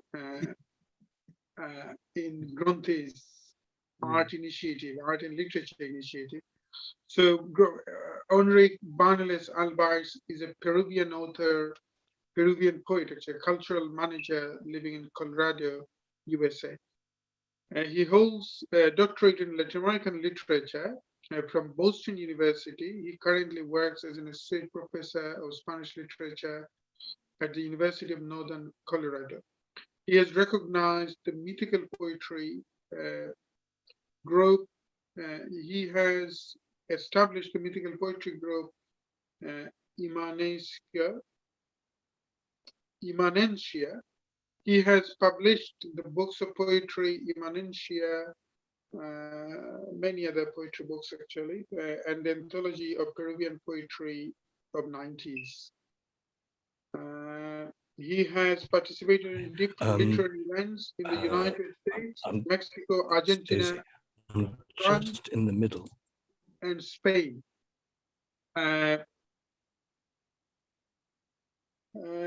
Many other countries. Actually, he publishes in the New York-based magazine Vice Versa interviews, short stories, poems, reviews, and urban chronicles on a weekly basis. So many thanks, Enrique, for your support. Over to you for your reading and input. Thank you so much, Ahmed. What do you want me to do right now? To read a literary If piece? you kindly read perhaps from your own fiction or Yeah. poetry, and you can perhaps add your input on Latin literature afterwards. So if you'd like to do it now, you can. Yes, I will list this a short chapter of a novel that I published in Peru back in the 2008. Is Los Territorios Ocupados. This chapter, small chapter, is titled "Passengers in a Trance." It's obviously is borrowed from Charlie Garcia's song, no? Pasajeros en trance, no? Okay, I'm gonna read this. The Anxiety Disorders Research Center. Are you worried? Are you experiencing anxiety? The ADRC of Magdalena City, associated with the Health Alliance, is looking for volunteers for a clinical study where the new treatments to control anxiety will be tested. If you are interested, you will receive a specialized diagnosis, totally free prior qualification, and a financial reward of 300 new soles. For more information, call 460 ADRC or email adrcstudy@hotmail.com. Remember, anxiety disorders are real, dangerous, but treatable if detected in time. Together we can defeat anxiety, the ADRC of Magdalena City. He opened for the first time his grievous eyes in a state hospital. Then he inhabited Goran City, the northern sector of the capital. It wasn't going to be the train's fault if he was late. The machine had transformed the space-time coordinates of the ancient city. Previously, one would take 45 minutes and rush hour to get there from Sarumia. Now only 5 minutes were time between the control station and the Desamparados. The boy had a beautiful and mechanical gesture with a curved mouth and a floating gaze. He stripped off his sunglasses and hid them in the south pocket of his jacket. Mrs. Anna is going to kill me. I am not doing my job in the Oxen Bear. My co-workers don't like me. They think I am privileged because the owner, the American, gives me the white glove treatment. Do not think about that, phone. I should have used less hair gel. That complains a lot if I don't. Put your stockings on your head when you go to sleep. The grandmother will say to him, and the old man will repeat it to me as if it were a mantra, so that your hair will be disciplined. Of course, that was it. I have to send my father to rebuild the Death Star one of these days. If it's necessary to learn to cook, if I want to do it, because I am going to a swallowing cardboard. Why am I lying myself? Why am I lying to myself? I can cook. I cook better than my father. I might as well end up eating cardboard. Overall, cardboard is not such a bad food. Even doctors say that it has a lot of proteins and vitamins. Better than 10 glasses of milk or 2 hard-boiled eggs. The tree, we're all vegan. The tree, the cardboard unite us to heaven and the fall. I could prepare an excellent stew with cardboard, with onions, chile, coriander, for real. Do you think you are eating a real chicken chili? A real goat chili? A real seafood rice? A really tiger's milk? Everything will be cardboard in the menu at the end of the day. Cardboard fruit salad is what so popular actors eat so gladly. The new Andean menu made from indigenous cardboard with a great success. Atop, Mrs. Anna would stop mistrusting me, and I would have earned the respect of my co-workers and customers. I will become the employee of the month. What a hell of a noise. He covered his ears, trying to suspend momentarily in his head the rhythm of progress. He began to calmly observe the different individuals who momentarily inhabited the train wagons on the way to work. Back home, I can almost see it with my own eyes. These wagons bursting with the screams and cries. They perceive the unmistakable smell of death. At least something united, a language, a religion, a past, a common history of sufferings, struggles, and joys, in short, their own death. Life and hope in cell, on the other hand, we were born from a wagon like this many years ago. The Red Army of workers and peasants, led by Leon Trotsky, we penetrate to the heart of Mother Russia in the now mythical armored train, ending typhus and the White Plague, with a moral and technique that in 10 days made the whole world tremble. Back in this, my life, I realized that here each one is so different to me. I refuse to believe that this affable-looking lady who lovingly protects her plump creature takes me for a fool. That schoolboy lost in some island of his thought could spin on me if he has the opportunity. That girl, oh my God, how hot she is. I would love to kiss her in her lips so that she can recognize the purity of my feelings, my infinite love for her, and the moment of savoring my saliva. What a shame she turning around. Fortunately, it's already fixing my memory. There she won't turn around. Let's listen to She's a Star by James. She was the conventional girl from Magdalena City, the rude girl by the Pacific Ocean cliffs, the coordinated and musical movement of her hands, the post-industrial hairstyle, and the recycled attire had confirmed. Now we have been invited by many like them. Fun thought. Is it possible that they manufacture them in series and send them to us to test the benefits of their new products? To find out if we still have the capacity to love, even this new class of machines? The trembles slightly disappear into their pink lobes.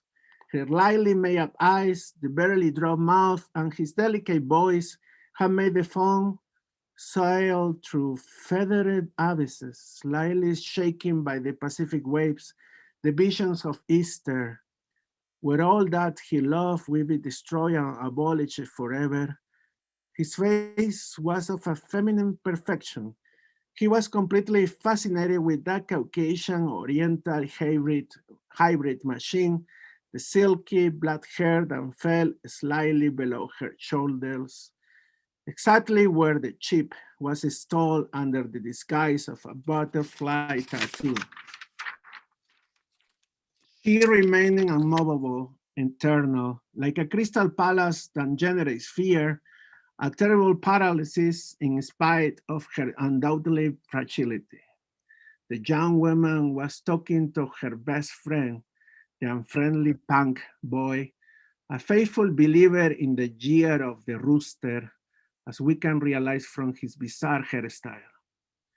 You could see in the look of the eyes of the latter all the irrepressible desire to kiss the girl of the pink locks, the soft breath floating like a blue velvet handkerchief in her throat.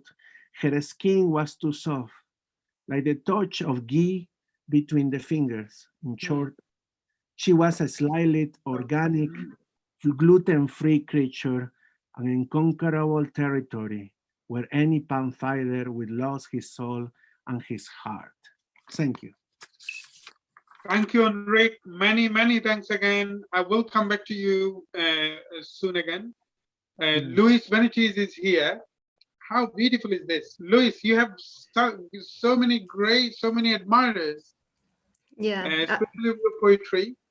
Eric was reading your poem called Ezra Pound Speaks. And I read some of your poems. It's great. It's such a pleasure reading you.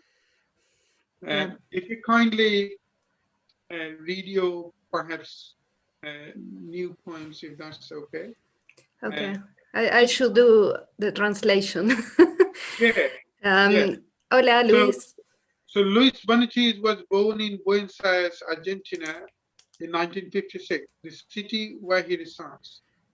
He has received the follow awards: International Poetry Prize, Poetess, Poetess Amelia, and many others actually. The Foundation Award, Buenos Aires, Prize of the International Fiction. And then Paris, he received an award from the International Prize for published work, Macedonia Palomino, Mexico, 2007. His 36 books have been published in Argentina, Chile, Spain, USA, France, England, Italy, Mexico, Romania, Sweden, Venezuela, and Uruguay. Last published collection of poems, The Afternoon of the Elephant and Other Poems, translated by B. Alo Patti.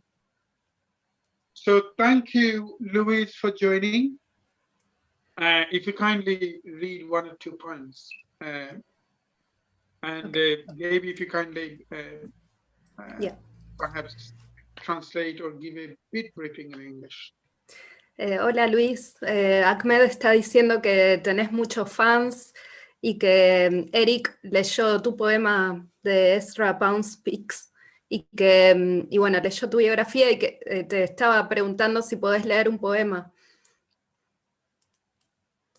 Tenés el mute. If you kindly unmute yourself. No se te escucha. Yes. ¿Me oyen ahora? Sí. Okay, we can hear you now. Great. ¿Me oyen ustedes? Muy Sí, bien.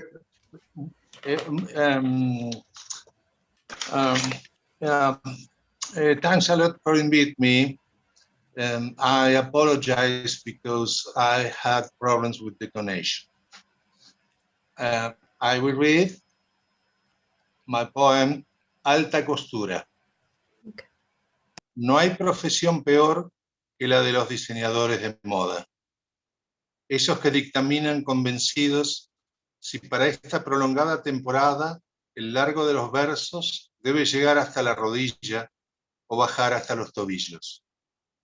Sus agrias manequins desfilan luego por todas las pasarelas disponibles, semejantes a enormes frutillas, un gran salmón encarnado trastabillando sobre altísimos zapatos, o parecidas a ridículas cacerolas vueltas abajo, listas para el prometido aplauso de la repetida, tediosa novedad.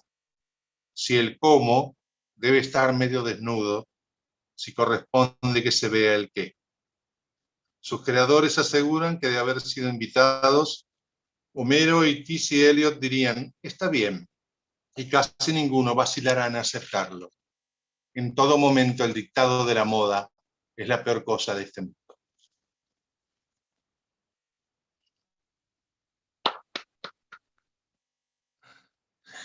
Thank you very much. Thank you.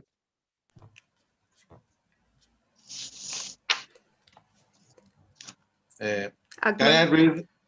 Yeah, sorry. ¿Puedo leer otro poema? Sí. Adelante. Maldición eterna. Nos dotaron de predisposición a las caries. Nos inculcaron toda su tristeza.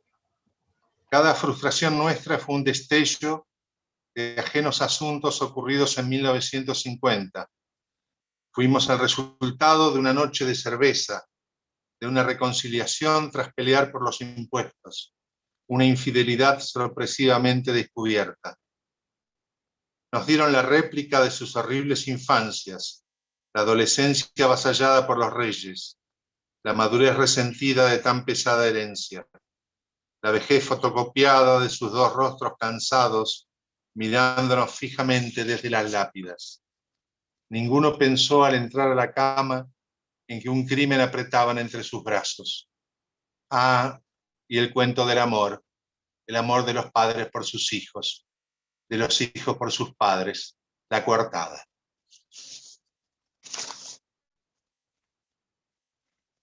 Muchas gracias, muchas gracias. Thank you. Many thanks, Luis. Beautiful. Like I said, the flow of the sound, the slow musical sound that intrigues me, and I'm sure the audiences are equally intrigued by this. So Gaby, if you'd like to give a bit briefing, otherwise I would like to go back to Tapadhir Bhattacharjee. And Okay. this is a great, yeah, would like to give a bit briefing on this. But then you will be back to Luis later on. Luis, I will say that. Luis, ahora vuelve. Ahora vuelve con el resto. Ahora va otro invitado y vuelve. Quería agregar eso. Muy bien. Muy bien. Great, great, Gaby.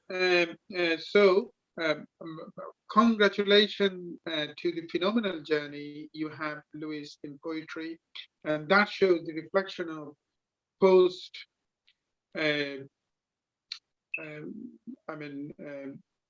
Octavio Paz, or the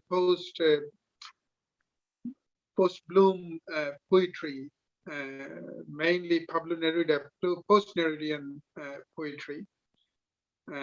I read many of your poems, and I was hugely fascinated by this.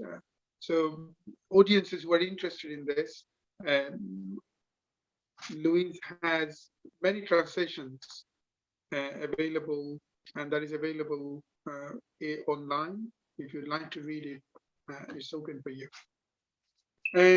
A warm welcome, Rosana Camarena, a Mexican poet and a wonderful friend of mine. Rosana, a wonderful supporter of the Grantees initiative. Thank you very much for joining as part of today's session. You look really beautiful. You always look beautiful, but today your face is glazing enormous beauty, like Gaby and others, Gaby and Rome. Gaby has just celebrated her birthday about 2 days ago. So happy birthday, Gaby, from the Granty, from the whole family of Granty. Thank you. Thank you very much. And then Rome Presti also joined. This is first time I met Rome, but you look equally beautiful, Rome. Well, I will come back to you, but in the meantime, I would like to go back to Tapadhir Bhattacharjee, who joined from India. So Tapadhir Bhattacharjee is quite a known face for, when it comes to Granty's virtual art and literature activities. Professor Tapadhir Bhattacharjee, a poet, essayist, literary theorist, and a critic, was born in 1949. He is the former Vice Chancellor of Assam Central University and the forerunner of contemporary Bengali literature. His constant research on the recent literary theory and application of the West is well known amongst the readers. He has 141 books to his credit so far in both Bengali and English. Essayist Tapadhir made his debut as a poet in the 70s, and his first poetry book is called Tumi Shei Pirito Kushum. The total number of his poetry collection to date is 35. He is retired as an emeritus professor of the Department of Bengali, Assam Central University. He also played a vital role as a professor of modern Indian languages, as a professor of modern Indian language and literature at the University of Delhi. And some of his noteworthy publications are Potiche Sahitya Tattva, and he's the one who introduced Bhakti in Bengali literature in a huge way. And congratulations to you. Phenomenal journey in literature and literary theory, Tapadhir. Welcome again, over to you for your own take on Latin American literature. Thank you, Kaisa, once again for providing me this unique opportunity. In fact, it has been really a very, very rare opportunity for me for for participating, for listening to some wonderful poetic expositions from various corners of Latin America and Spain. I did not have such an opportunity, even I don't think in my, as far as my memory goes, I will remember this day for many more days. Because as Sajjad was rightly saying, I am afraid that I don't know Spanish. Sajjad at least knows something of that. But whatever I have read in Latin American literature, and for that matter, anything outside the Anglicized world, it is always through English. So I know, being a teacher or rather a student of literature, many aspects are lost when you cannot read in the original language, which has been employed by different literatures. But even then, as we are global citizens, we believe in world literature. So world literature today definitely cannot be completed if you do not have any even possible access to Latin American literature. As I have been very engrossed in the recital of wonderful poems, and particularly 4 of them I will remember for many more days to come. Anna is not here perhaps, because I saw that she was regretting some internet problem there. But anyway, please convey my regards to Anna as well. The Roberto is here, and also I forget his name, sorry, but their recitals were wonderful. But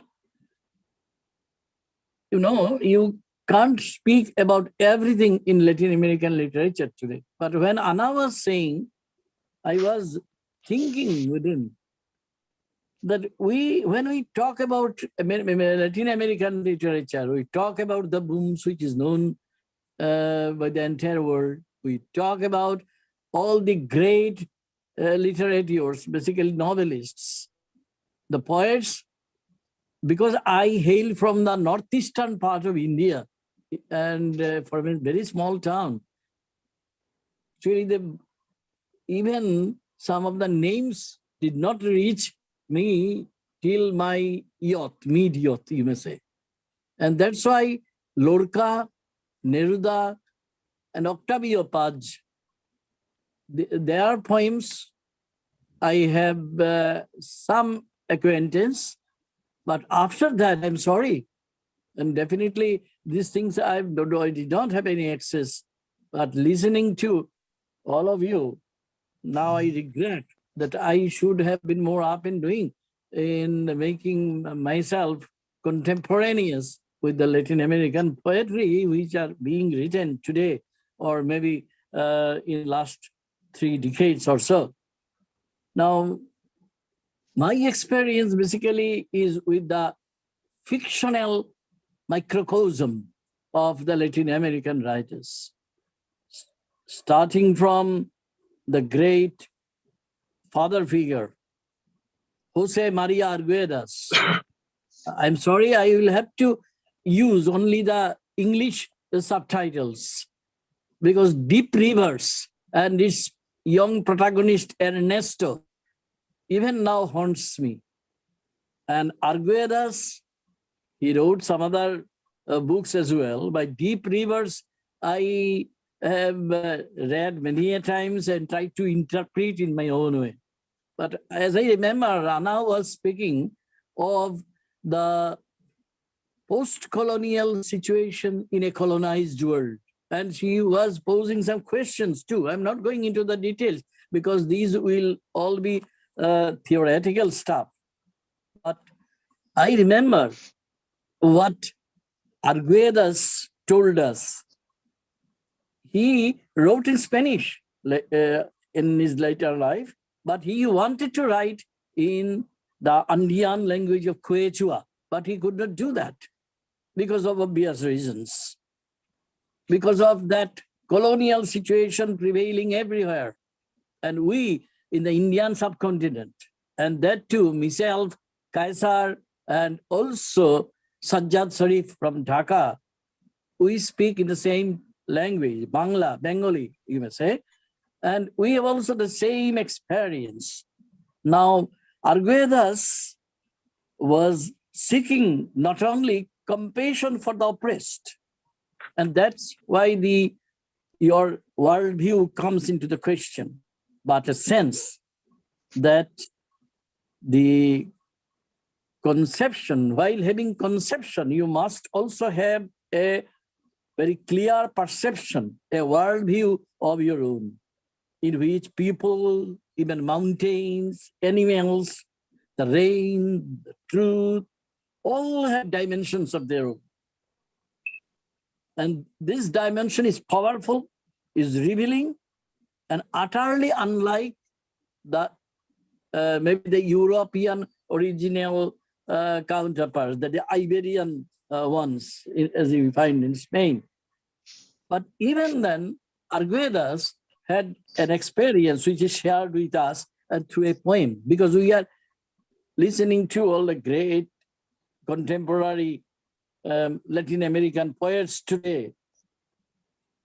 And I remember what Marquez, Gabriel Garcia Marquez made us aware of a solitude. And solitude has multidimensional meaning, rather many nuances of meaning. And that solitude, also before him, his senior, Arguedas, had also felt in his own way.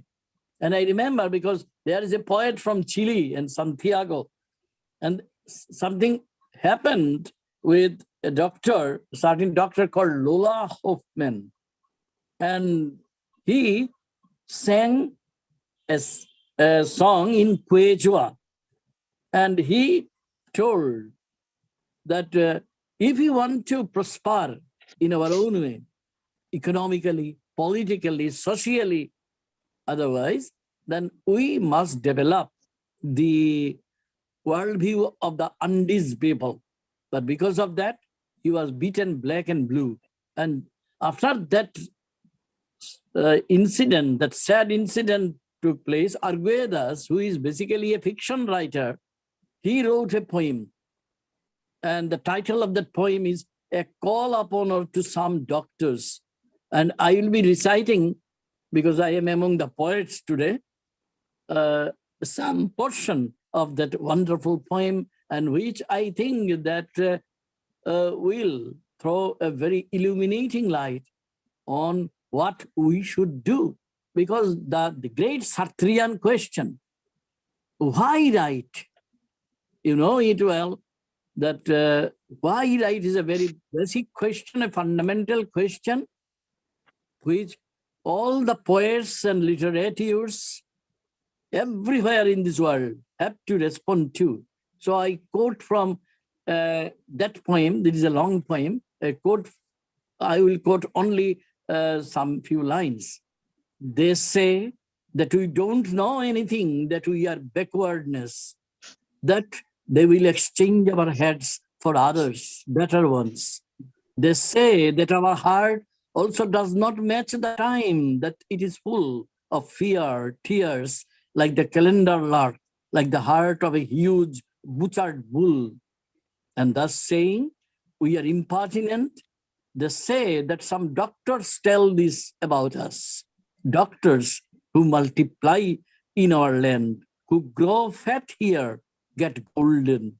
What are my brains made of? Of what the flesh of my heart? Did I work for centuries of months and years in order that someone I do not know and does not know me cut off my head with a small blade? No, brother mine, don't sharpen that blade. Come close, let me know you. Look at my face. The winds blowing from us to you we all breathe them. The earth on which you count your books, your machines, your flowers, it comes down from mine, improved, no longer angry, a tamed earth. We know that they want to misshape our face with clay, exhibit us deformed before our sons. Arguedas wrote it many years ago, several decades in fact.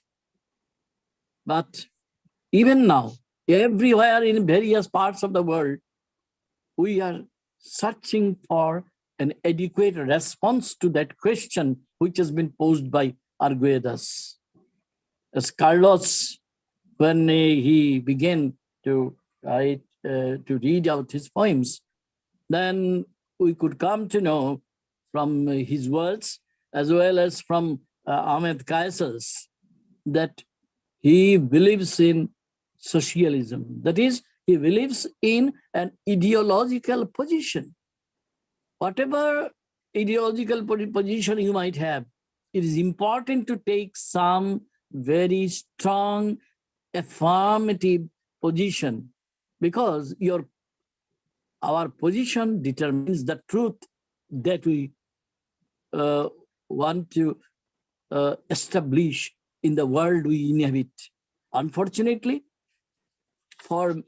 in our part of the world and also elsewhere, even now, the struggle has become more sharpened. Nevertheless, in the face of oppression, abandonment and pillage, what will be our reply? What will be the reply of the poems that I have been listening to you, like many of you who are today part of this program as viewers? Our reply is life, life which is boundless and which cannot be denied. We are face to face with various kinds of reality that, yes, overwhelm us perhaps. One which over man's perceptions of time, sometimes it seems a utopia. But even now there are tellers of tales, and there are wielders of pen who write wonderful poems like Luis Benitez, like Anna, like Carlos, like Roberto, and many others whom I have not been lucky enough to listen to read. Unfortunately, the sonority about which Sajjad was speaking, when two or three, Roberto and Carlos, had read out their poems, and the same sonority, same musicality I have found everywhere. When yes, I cannot comprehend Spanish, unfortunately, one of the best languages of our world, but then that musicality has reminded me of, because I sometimes try to see the literary world through the prism of literary theory. In the, in the 60s and 70s, Rolla Barthes, the great post-structuralist visionary, he wrote a book which was published posthumously in English, because I cannot read French also, and so I have to rely on English only. So the rustle of language, and that rustle of language I was reminded of while listening for till now from so many great contemporary poets that Spanish language has created. And they are trying to unleash before us, to open before us a new and limitless utopia for life. Yes, they are affirming life as far as I have understood. Some of their poems have been translated into English, but even then, where it has not been translated, it is only in the original Spanish. But yet, I have today taken a great lesson, which I have read in so many times, and like any of you, that our world is one, and that world is human world. Through the lineal generations of many hundreds years of solitude, which we might have, but at last and forever perhaps, we have some aesthetic and social positions to take. And that is what I have gathered today as my inheritance, as the intricate structure of poetry and in general, and also the human creativity, which has given me some logic to live a life which is worth living. And so long, Kaisar. So Yeah. this is what I had to share with you. Thank you once again. Many thanks. Many thanks, Tapadhir. We have, is Roberto still there? Okay. Let us come back to Rosanna Camarena. Rosanna, as you know, quite a regular face for Granthi, and someone, Magdalene Contreras wrote The Girl in Red. I'm his fan. I'm Rosanna's fan as well. So let me read. We have Gaby. I'll come back to Gaby anyway.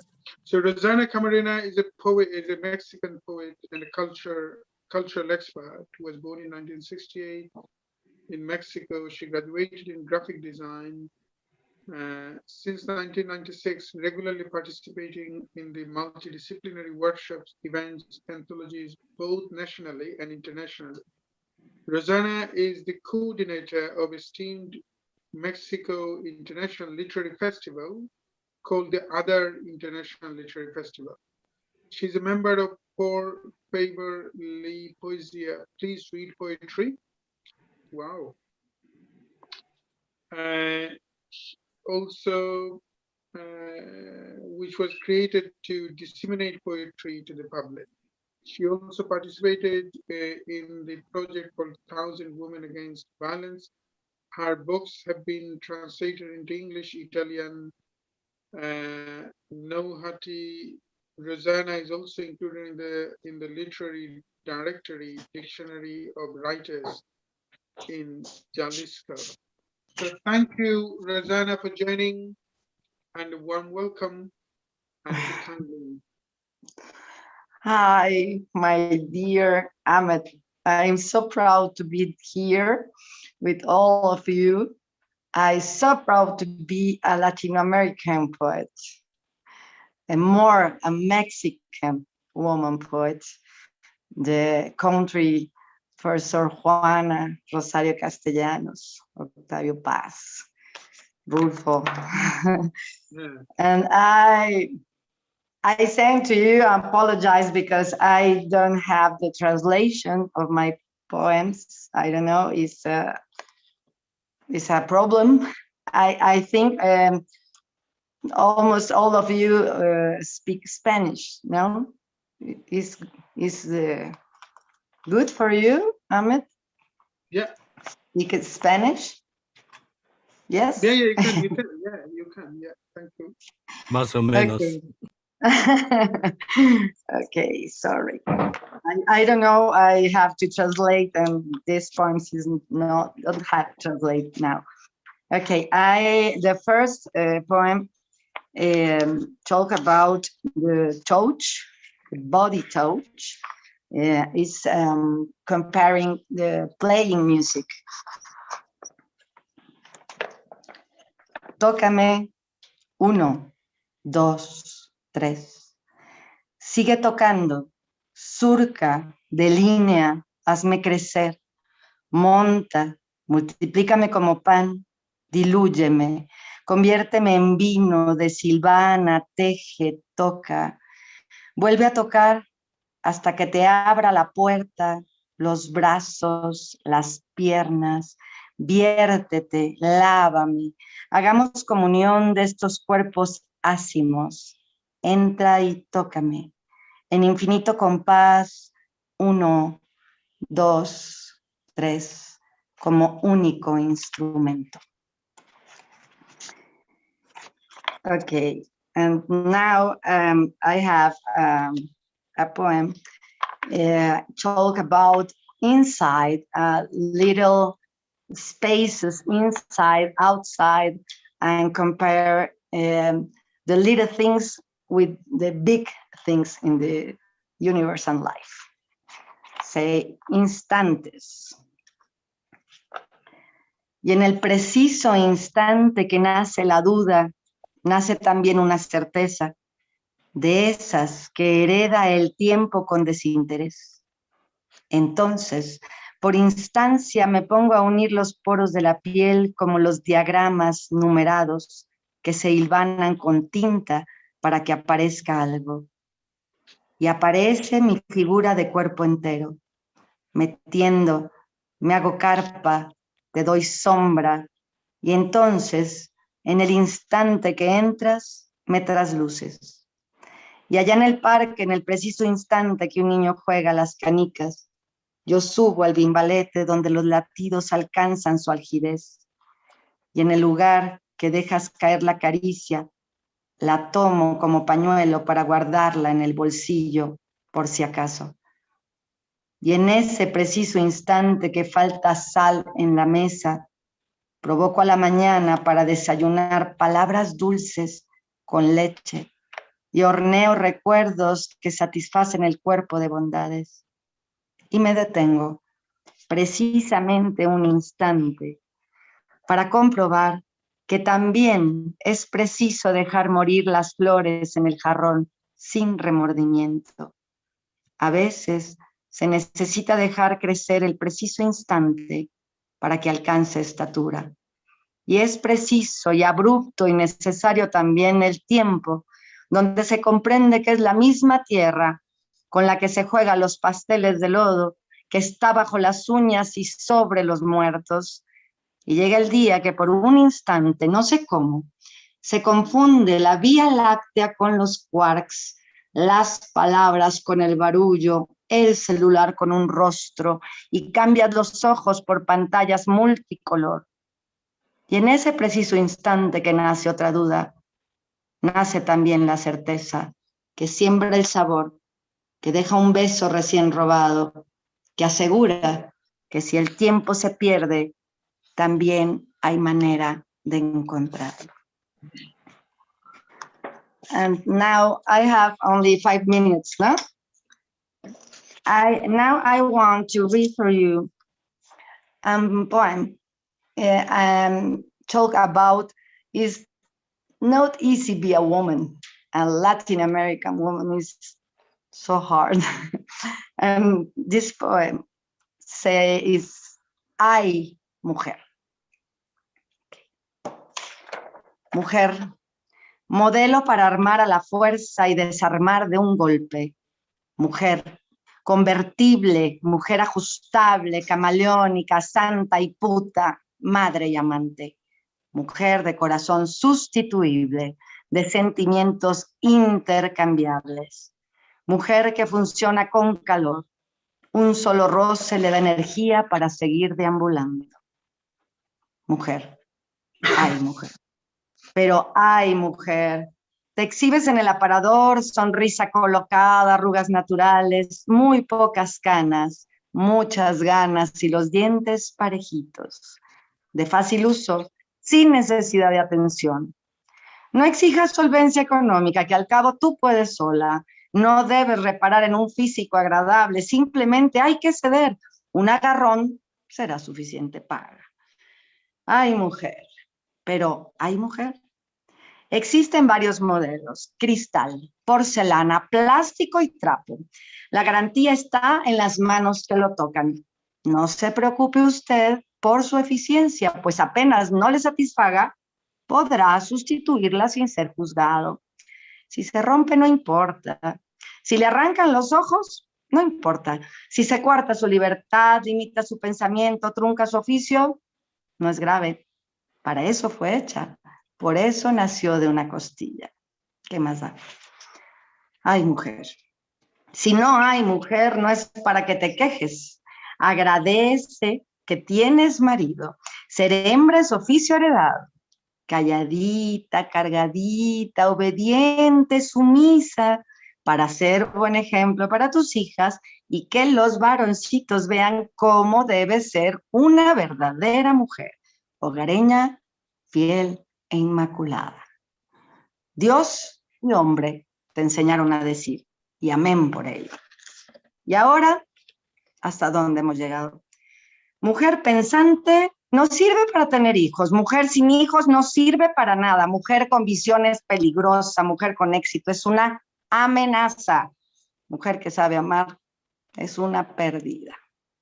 Entonces dime, mujer, ¿hay mujer? Thank you very much. Many thanks. Many thanks, Thank you Susanna, for reading this beautiful poem.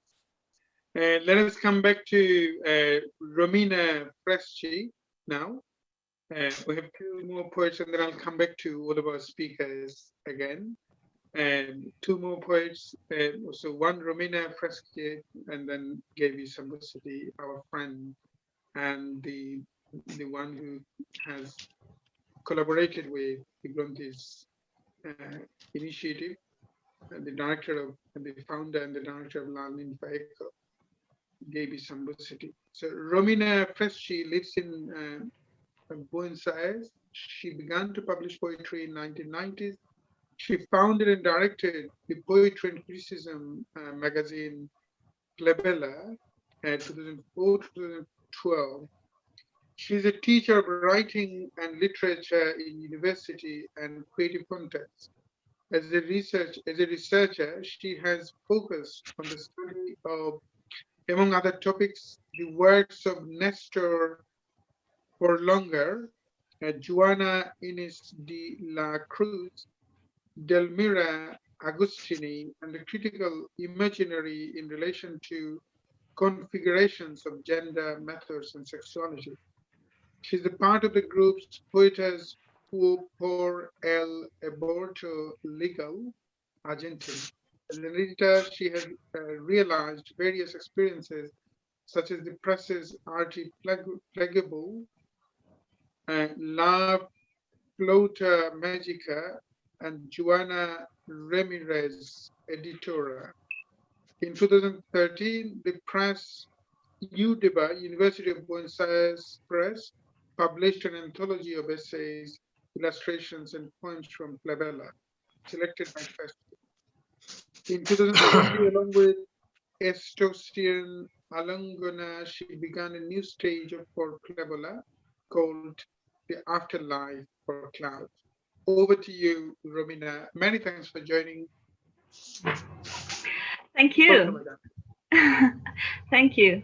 I was listening all morning because it's morning here, but on and off because I'm helping my little daughter with her math.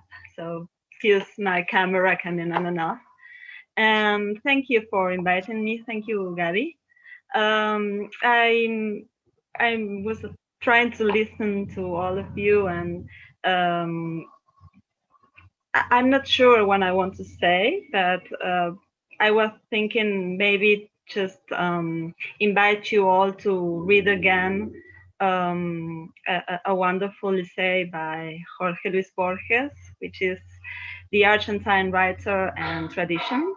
I think one we of our can... all-time favorite. Borges is one of our all-time favorite, Romina. Yes. So one thing, before you continue, one thing I need to, well, let me ask you.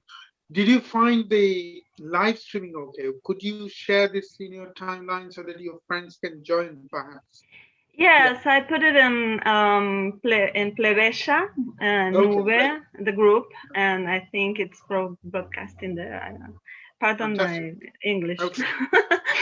Well, I was saying that I think we can put it the Latin American writer and tradition, or merely the writer and tradition. I think we all suffer tradition, and I think that's the word. We all suffer it, like we suffer the Inquisition, and I think that tradition and canon are terrible things to us. For women especially, huh? I find myself reading over and over again to Juana Inés de la Cruz. If Roberto Erchavarren is over there still, he's someone I read Juana with him a lot. And what I wanted to read today to you is part of a book that has one of her poems, El Sueño, as like a background. A few years ago, I had a bird in my house, and I call it Sor Juana. So the experience of having a bird at home and the experience of dreaming El Sueño of Juana Inés de la Cruz gave birth to this book that has an English translation. It is Echo of the Park. It was published by an American USA press, Eulalia Books. And it was the book that Gaby was showing that was in Juana Ramirez Editore in Spanish. So may I read?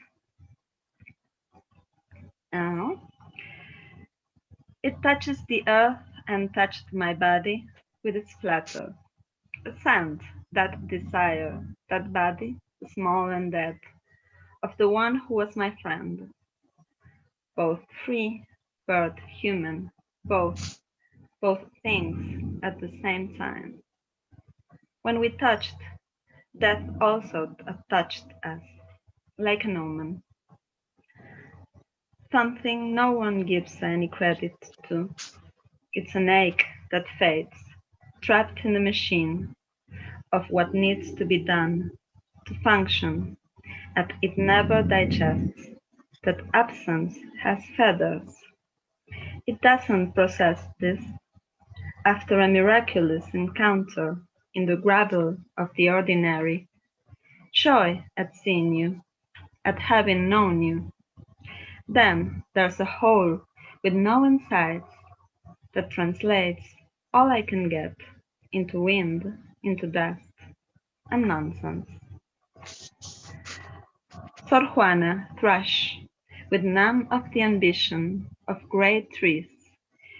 You were fashioning paradise among the flower pots, and I was cultivating my hips out of air, giant, fat, like rainbow farts to cushion our faults.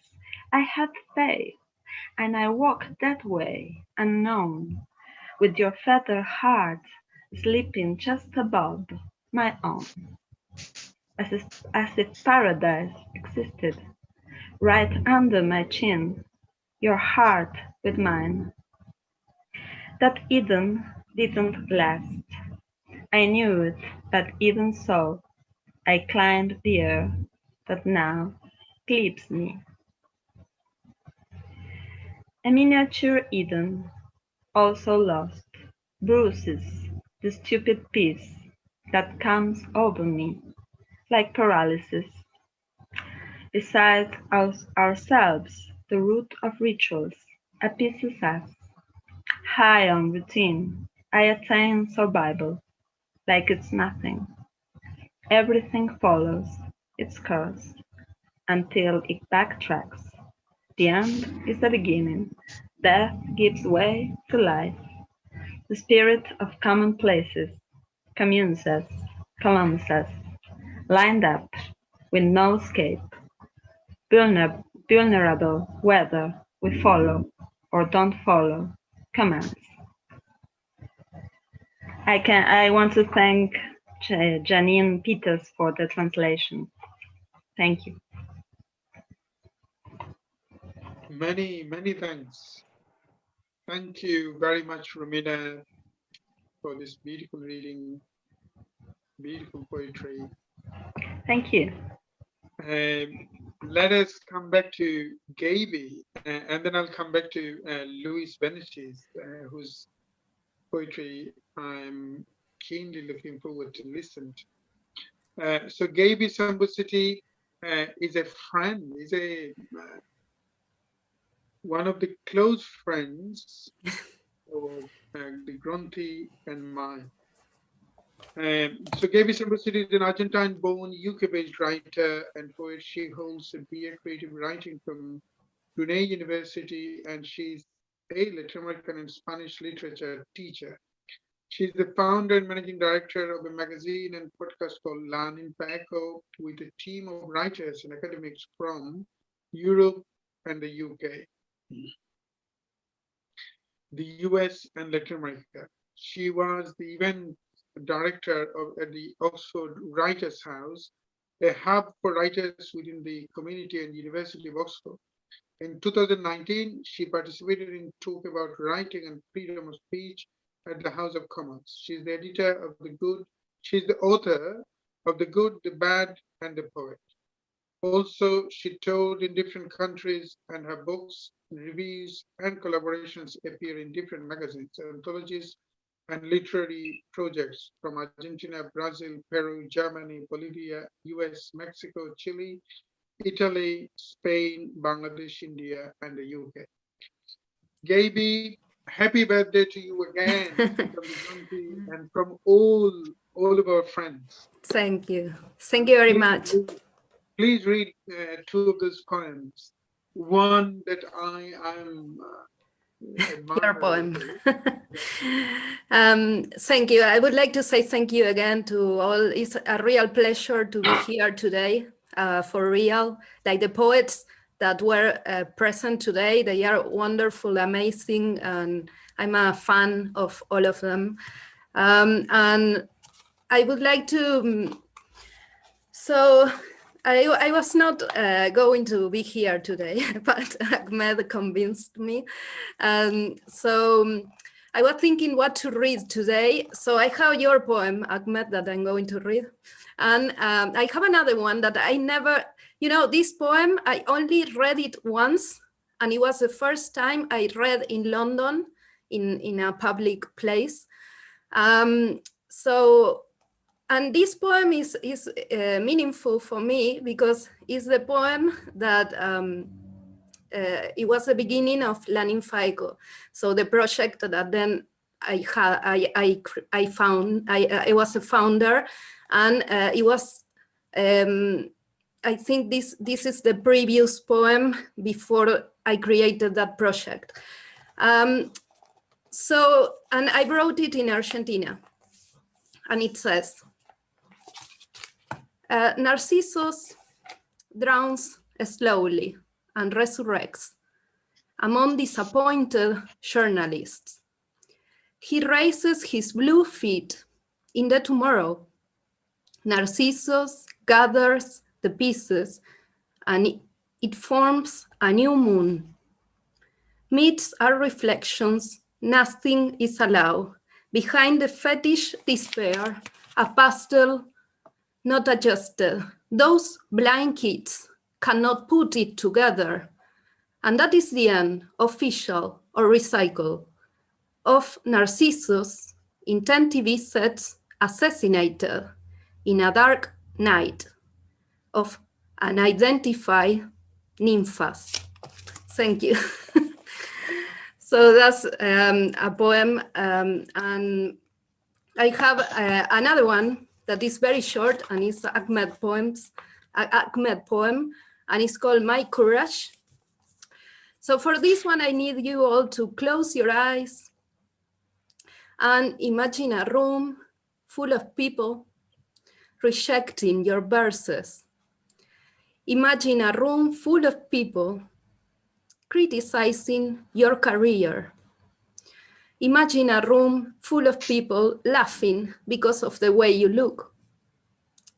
And now imagine all that over again, but instead of being in the same room, you are now dead. Yes, it doesn't matter anymore. Thank you. Many thanks. Thank you very much. Thank you, Ahmed. Thank you very much again, Gaby. So we are approaching to the end. We are just going for the final input from all of our speakers. But by the way, Gaby, thank you again for reading, and you look beautiful today. This is perhaps because of you celebrated your 22nd birthday 2 days ago. Yeah, thanks for now canceling. you look great also, Ahmed. Thank you. Thank You you, look ladies. wonderful. Great. So You're like very like you look like that this summer is starting. You look like summer. So wonderful chat. Exactly, Romina. We need to. You look beautiful. We need to bring summer. You all look beautiful.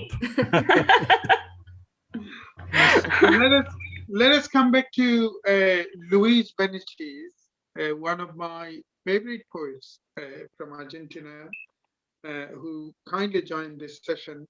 If we kindly have your final reading, if that's okay. Thank you. So Luis, as Ahmed, I told him to read about.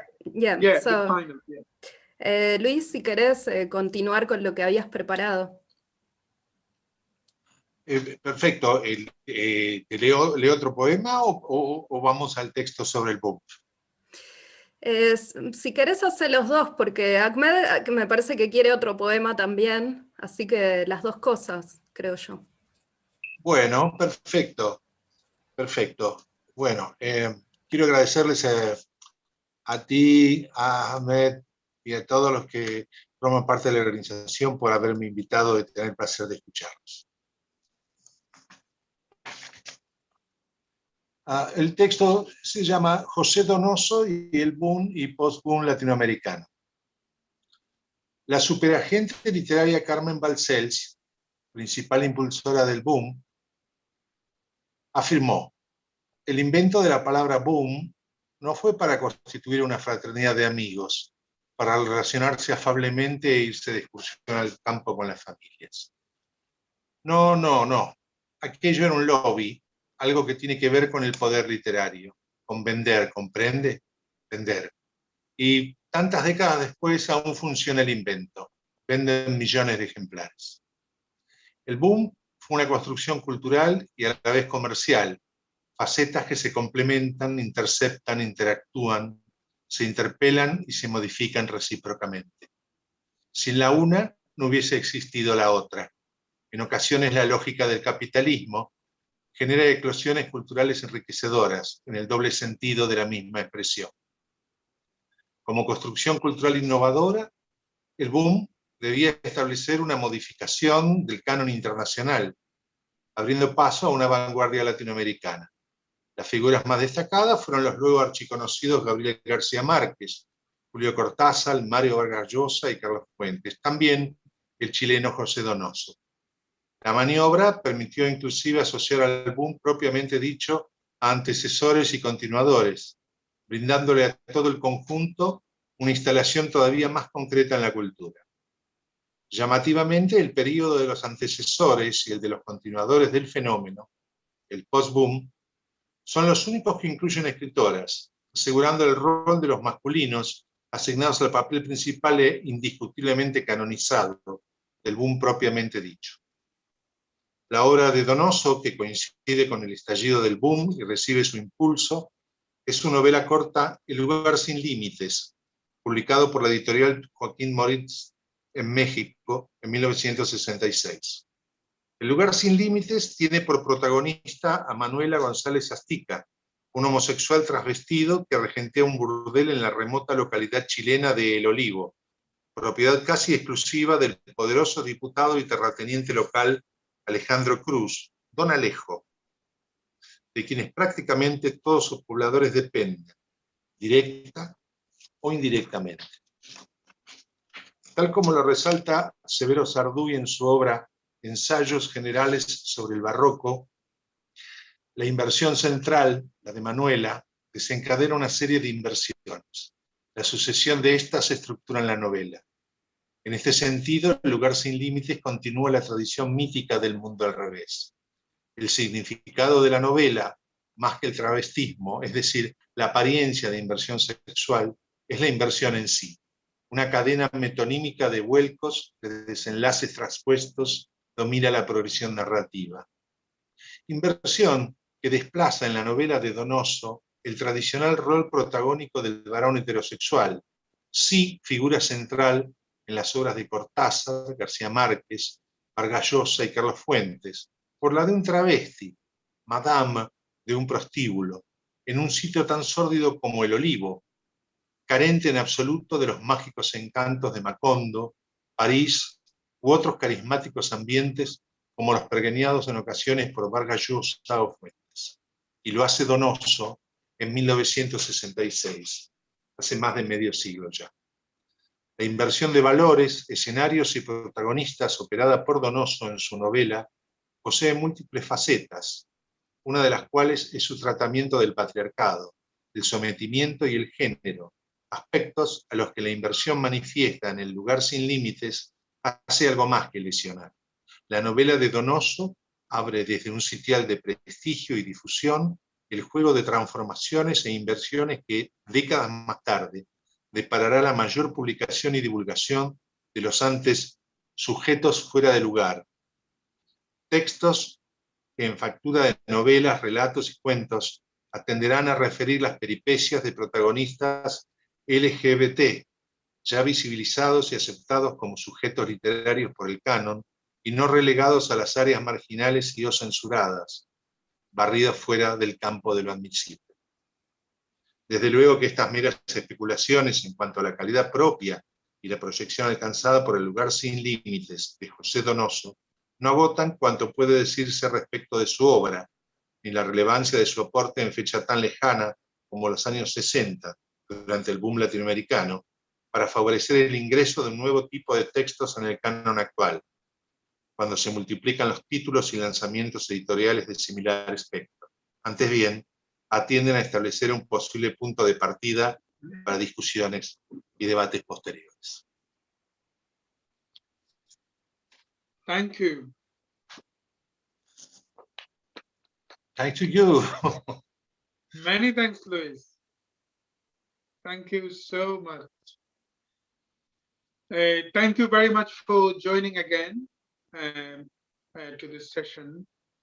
And look forward to, like Romina mentioned, look forward to meeting you perhaps face to face, not just virtually, face to face, somewhere in the UK very soon. So thank you, Luis, for your participation, and many thanks for this beautiful and insightful contribution to today's session. Let us come back to Enrique for your final input, Enrique. Thank you so much, Ahmed. I really like everything, what you read, guys. In general, to share your love for Latin American literature and different expressions, you know. And what I wrote so many things, and then when I was listening to you guys, I just came out with a combination of feelings, thoughts, and for example, I wanted to go back a little bit to first what I mean, like Laura was the Colombian writer that was here. Laura was her name, or Ana. Ana. Yeah, like Ana was talking about the importance of women representation in Latin American literature. And I was thinking of our first Nobel Prize of Literature, Gabriela Mistral, that won the Nobel Prize of Literature in 1945. The interesting thing with Gabriela Mistral is like she's the second non-Western writer that won the Nobel Prize of Literature after Rabindranath Tagore in 1913. And the most interesting thing is that she is the only one of the important Latin American writers that met Tagore. They met in New York. And I want to share a document here to the group. It's a document that you can find digitally. It's in Spanish. It's the chronicle of the Gabriela Mistral when she met Tagore in New York. No, it's a beautiful document. It's in Spanish. unfortunately for the people that don't read Spanish, but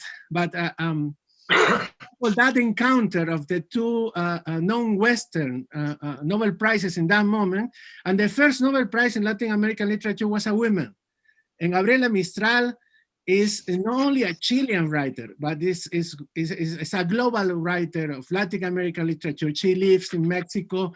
She considers herself sometimes like a Mexican writer too. She works for Vasconcelos during this project of literacy in the rural areas, no? And the rural areas is very important also for many of us, like Latin American people, because it's where the magic realism also, Rulfo literature, or all the, or Arguedas too, no? Going back also to Professor Tapadhir Bhattacharjee that was talking about Arguedas. Arguedas also is like, for many of us, the Peruvians, is although he didn't get the Nobel Prize like Mario Vargas Llosa, he's considered the most important writer of Peruvian history. No? And quoting a little bit Luis Benítez, hay una novela de Arguedas de 1940s, de 1940, El Sexto, where is a travesti character, El Rosita. I wrote an article about that. The Rosita is a travesti way before the Donoso novel, El Jardín Sin Límites. But I love Donoso and Jardín Sin Límites, and also when I was reading the piece of my novel, the restaurant where the character del fauno works is El Oxeno Pájaro, the Oxen Bird, ¿no? Que es el title of the famous Donoso novel, ¿no? About Arguedas, Arguedas is the crossroads of Latin American literature, where, for example, Ana was talking about Ángel Rama, and all the concept of the theory, not talking about the product, like the poetry or the literature, but the 20th century also is the times of Latin America literary criticism. No? And one of the big names is Ángel Rama, and the transculturation concept is intimately connected with the dead rivers, with Los Ríos Profundos of José María Arguedas. Is the novel he point out Ángel Rama, the Uruguayan Ángel Rama, to talk, to expand the ideas of the transculturation about this mix of traditions and this the Latin American literature. No? I would like to, one of the last things I want to share is talking about this combination of registers that is Latin American literature and the global impact. Octavio Paz said that the 20th century is the century of the Latin American literature. These colonized territories, no, then will become global. But there are different moments where these territories becoming global. No? The first time was the modernism that was very well studied by Ángel Rama. Later, the Mexican Revolution is very important too. And also the Spanish Civil War, where many of the Latin American writers met in Spain, like César Vallejo, Octavio Paz, and others. Borges was there before, no? When he created the ultraism, no? This avant-garde poetry movement, no? And aesthetic. But the thing is, and later, obviously, in this we were talking with Luis before, Luis Gonzalez, my friend, Cuban Revolution. We don't have boom, I mean, boom, without the Cuban Revolution, that was a huge event in the 20th century, in 1959 Cuban Revolution, we could not talk about the literary Latin American boom. No? After the Cuban Revolution, there is a question about in many parts of the world, no? In England, in the continental Europe, in United States, what is going on with Latin America? And it's where, in that moment, where the Latin American program start growing up in the United States. No? Why?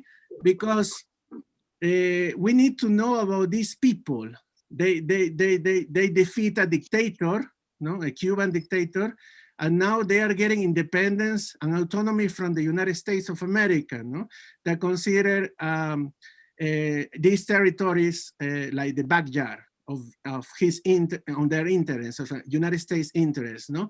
So in that moment is when the boom also connect. And also many of the authors of the boom earlier, they were very well connected with the Cuban Revolution, no? The first Mario Vargas Llosa, Carlos Fuentes, Cortázar, and obviously until the last day, Garcia Marquez, no? There was a more loyal writer of the boom. What is the boom also? We have 2 Nobel Prizes, no? Mario Vargas Llosa, and also Gabriel Garcia Marquez, no? And obviously I was talking earlier about the first Latin American Nobel Prize that was Gabriela Mistral, no? Gabriela Mistral, yes, all this talk about what is Latin American literature for us, no? It's the combination of the myth, no? That, for example, Luis Gonzalez was talking about Alejo Carpentier, no? This oral myth, the oral traditions, no, of these cultures. That in some of the cultures were displaced or disappear, no, like the Caribbean native people disappear, and then the important how this population, the African population, was important to the Americas, no? Exactly. And they brought also their culture. And how I really re-encounter myself with the Latin American literature that is not only a style of writing or a style of literature, but it's a lifestyle, no? Not only capitalism, tissue lifestyles. I mean, like a culture is a lifestyle. In what sense? It's a way of living, no? For me, Latin American literature is not only reading something, but it's living something. It's the folk tales of my ancestors, no? But those folk tales, I encountered also in United States, in the South, no? We need to remember that William Faulkner, all the Southern literature, was very important for the Latin American boom, no? For Vargas Llosa, for Garcia Marquez, but also is because these territories that are colonial territories, no? United States also has this colonial experience. I rediscovered it when I was living in Arkansas, no? Arkansas was part of the Spanish Crown. Arkansas was explored by Hernando de Soto, and the conqueror, Hernando de Soto, before was the conqueror of Peru. He got the gold from Pizarro, and he wanted to find the El Dorado. El Dorado was a big quest of many of the Spanish explorers, and also of Latin American entrepreneurs, no, like the robber barons of the rainforest in South America. Also, they were looking for El Dorado. No, El Dorado is our natural resources, and then, no, the oil of Mexico, the gold of Peru, and too many resources, no. But the thing is, like with that money of the treasure of the Incas, Hernando de Soto went back to Cuba, to Havana, and he started a new expedition to North America, to those territories of the Mississippi Delta, the Mississippi River. And while I was living there in the early times of these decades, 2010, 2011, there were always news, American news, local news, about the new discovery of the armory of the Spanish conquerors, the new discovery of the crosses, no? Because all these Spanish conquerors built big crosses there in those native territories in the southern part of the United States. But also, what is important for the food, no? Because also Latin American literature is about food, what we eat, no? The pork, the meat, the razorback, what they call it in the south of the United States, no? The United States have barbecue because the Spanish, and indirectly because of the Peruvians, no? So I rediscovered all this mythology of Latin America and that part of the world. Thank you so much, Ahmed. for the invitation. Many thanks, Enric. Many thanks for this insightful, profound, and analytic input, covering a wide spectrum of Latin American writings. So many thanks for your final input on this. And thank you again for reading from your novella or novel that is getting published. Thank you, thank you. Let us have the final input from Sajjad Sharif. Like I mentioned to you, Sajjad Sharif is a poet, but a firm admirer of Latin American literature, to be honest, the world literature in general. Sajjad Sharif, over to you. Thank you, Kaisar. Actually, it was, let me beg my honest, apology that I had to go to my newspaper to I need to send them to the press. So I needed to go back and I came back again. Actually, what I would like to say that hearing you all, actually, it enhanced my belief again in Latin America, because let me put it in two ways. Like what I felt about Latin America, that whatever actually you see, we always learn from different culture, different people, from other. But Latin America is a sort of other which is reflecting in a way the self we have made. We grew up in the history in our land. Like you see, what we see in Latin America, that whatever goes to Latin America, it evolves in a very unique way. Latin Americans, they can transform everything like their own way of living, everything. Like they produce, they might be influenced by, Marxism or, by communist ideology, but they made their own heroes, like Che Guevara or any other things, any other person. Like, there was communism, but in Latin America, liberation theology emerged. You see, a very unique kind of sociology, social communist spirit and ideals. And what I see in Latin American poetry, which for me is, I get lesson as a poet, in their poem, what I see, that every personal experience, every personal, shy becomes political. Be it a love poem, be it a poem on death, be it a poem on loneliness. I see they can mingle personal feelings with the political feeling. It's like a melting pot. From Gabriela Mistral to, like, last what I read, like Roque Dalton or Otto Castillo, or I'm not, we didn't get the later poems or contemporary poems, but till the last time, the latest poem we get from Latin America, we experienced that they looked at the life wholly, not as a marginal perspective, from a very skewed perspective. They grabbed the world, the experience. They let all the experience to be injected in their soul.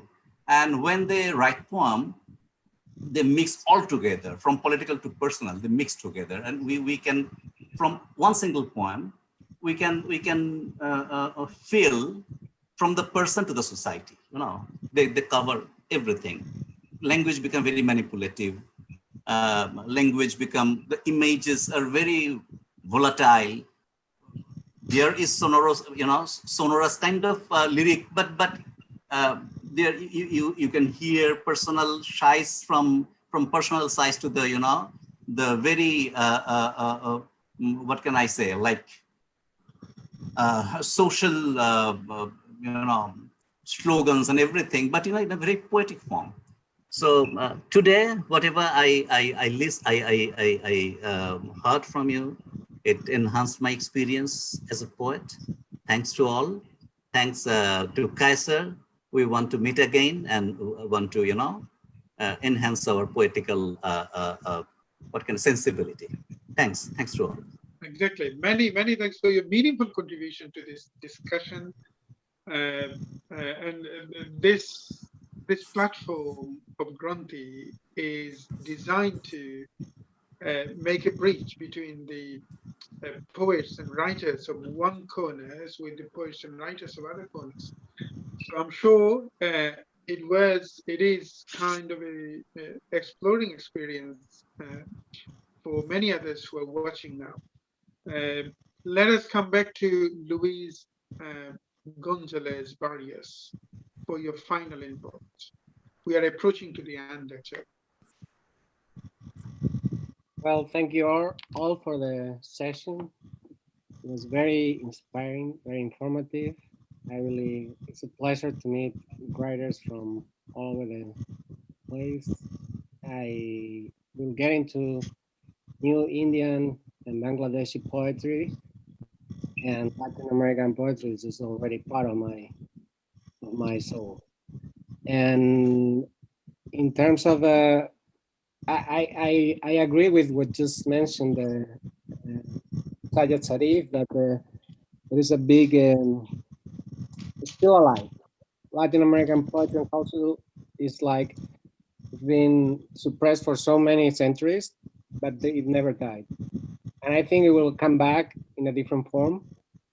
And this capacity that is mentioning to connect like personal experiences and big political structural movements is one of the strengths of this cultural resistant tradition. So that's all from my I was trying to explain how was the reception of the Latin American boom back in Spain in the 90s. Obviously, many things have happened since then. And I agree with some of the people that mentioned women were not included, but I would like to you if I would say that in the 90s, back in my world, this was a conversation. We read women writers, but it was not this idea that the canon was mostly a masculine thing was not part of the debate. Now, obviously, I'm much more aware of that, but I kind of share my, I would say,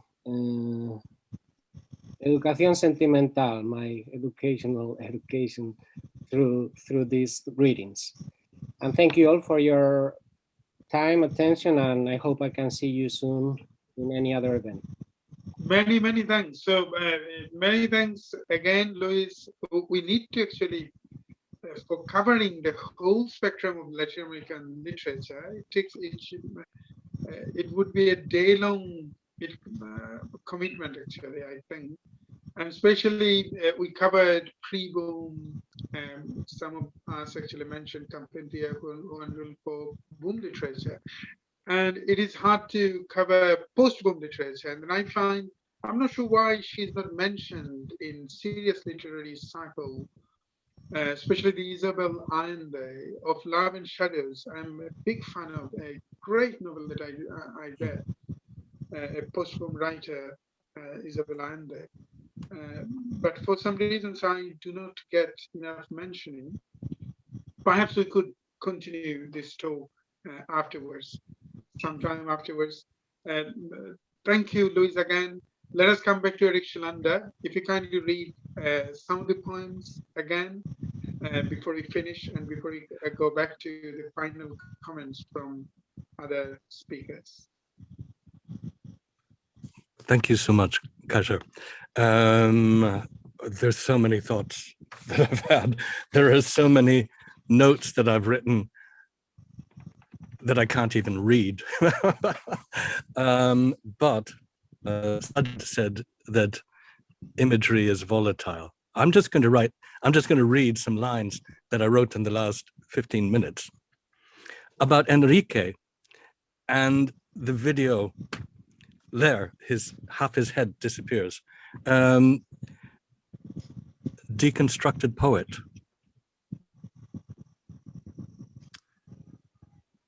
Before the artificial video background, his image breaks up again and again.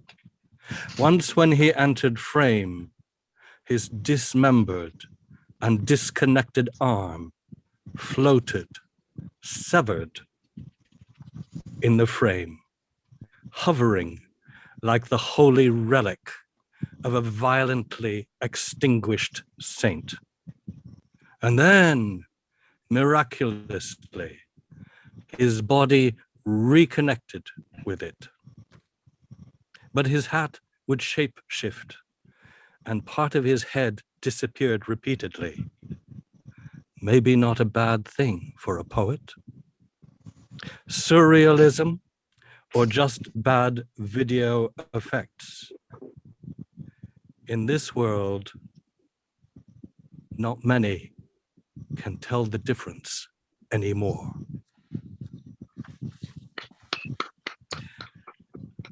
So, would you like Nicanor Para?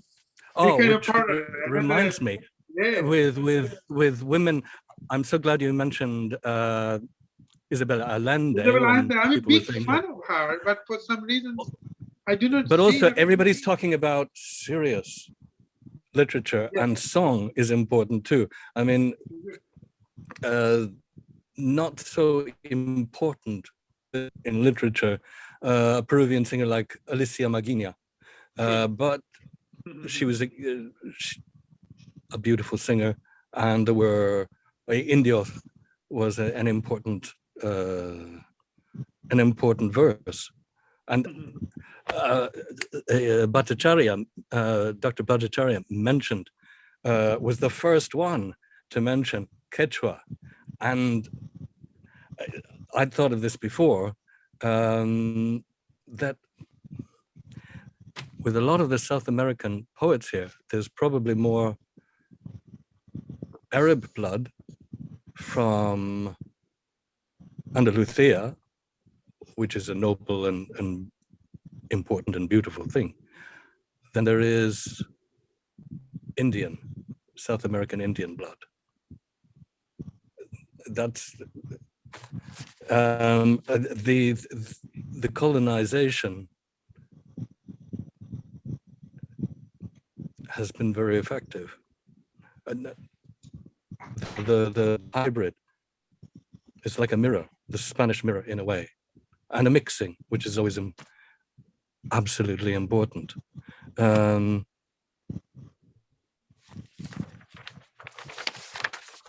Perhaps I shouldn't have mentioned it, but it is really an important thing. Yeah, Luis. Just one comment that also you mentioned Cante Hondo. Yeah. Lorca in southern Spain, it actually comes from India. Mm-hmm. From northern Absolutely. India. Well, he talks about the gypsies, and of course the gypsies. May I add one point? May I add one point? Luis, you see, Lorca also wrote some, he was also influenced by the Arabian culture, you see. He wrote some Ghazala, and he wrote some, what can I say? So many Ghazalas and so many, that is Ghazal in Arabic, Yeah. He was very much influenced by the Arabian culture. Yeah, he was from which you get earlier with the troubadour poetry being influenced. And interestingly, somebody mentioned Ernesto Cardenal. 800 years before, there was Per Cardenal, who, unlike most of the troubadours who wrote love poetry, wrote vicious political poetry, and vicious, although he'd been in the church, under canon of the church, it was the most vicious anti-Catholic Church poetry at the time. And when he was writing the Dominican, the Inquisition was in force, and to write against the Dominicans was something like a death sentence. Yeah, and I wanted to read that thing of Victor Jara, his last poem. Nicanor Para, please do. Please, Nicanor. Yeah. Oh no, Nikon. No, what I was thinking was Victor Jara, who was assassinated. Yeah, in the, yeah. Like which Lorca, would you like? yeah. Which would you like? It's Rosanna. Rosanna, tell me, which would you like? Yes. Which one would you like? The terror of Victor Jara, or something quite sweet by Nicanor? Nicanor is wonderful.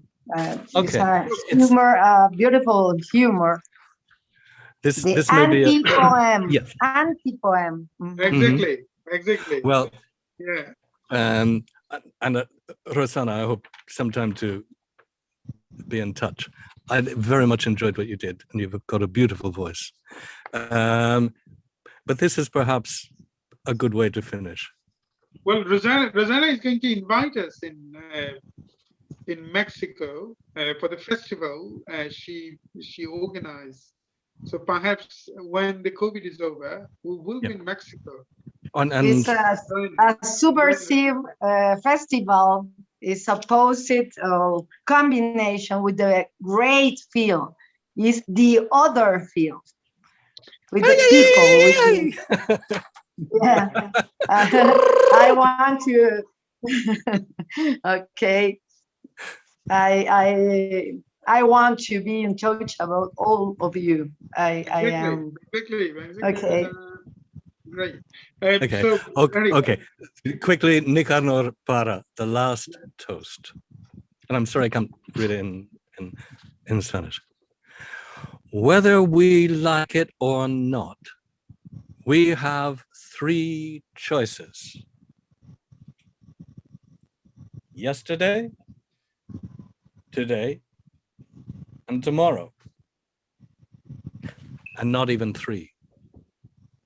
Because as the philosopher says, yesterday is yesterday. It belongs to us only in memory. From the rose already plucked, no more petals can be drawn. The cards to play are only 2, the present and the future. And there aren't even 2, because it's a known fact.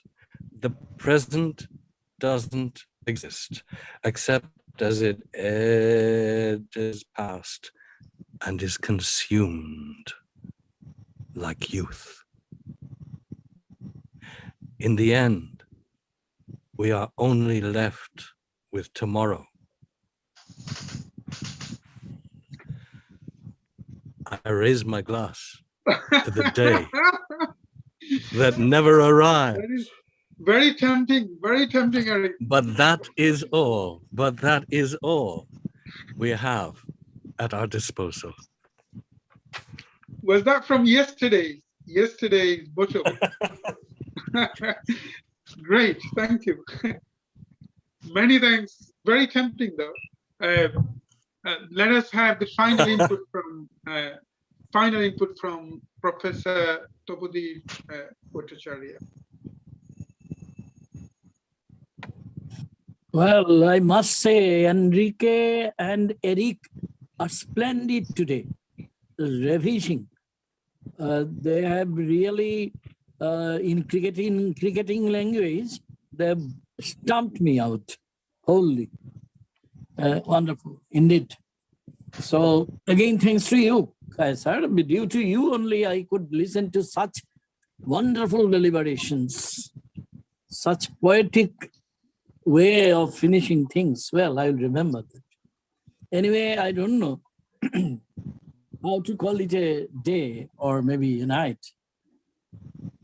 Well, after listening to so many creative poets in this session, I have understood that solitude is no solitude if it can communicate. There cannot be any uncommunicative solitude anywhere. But I'm not philosophizing anymore. Let me go back to my own Arguedas. I remember him. He seems to be invincible, even now, after so many decades. In that famous poem, which I have not read out though, there was an expression like this: take out your binoculars, your best lenses, look if you can. And this is a clarion call. Look if you can. We pretend that we are looking at things, we are looking at literature, we are looking at the essences of poetry. But let us pose this question to ourselves. Are we really looking at the essence, or we are being enamored by the surface structure, as they call in according to the structuralist parlance? Whatever it is, as a person who speaks Bangla language in the remote northeastern part of India, I have, perhaps I can't help it, I have a different sort of perception. But well, we belong to world literature, no doubt about that. But I was wondering, listening to all these poets and their wonderful deliberations, whether we really need Garcia Marquez's, remember Marquez, that famous gypsy, Melquiades, who had a mirror. And we required that mirror, which was in possession of Melquiades. And remember, there are certain hints, very subtle hints, and that parchment possessed by the timeless Melquiades, the gypsy, that parchment was written in Sanskrit. In Aureliana, that famous figure in that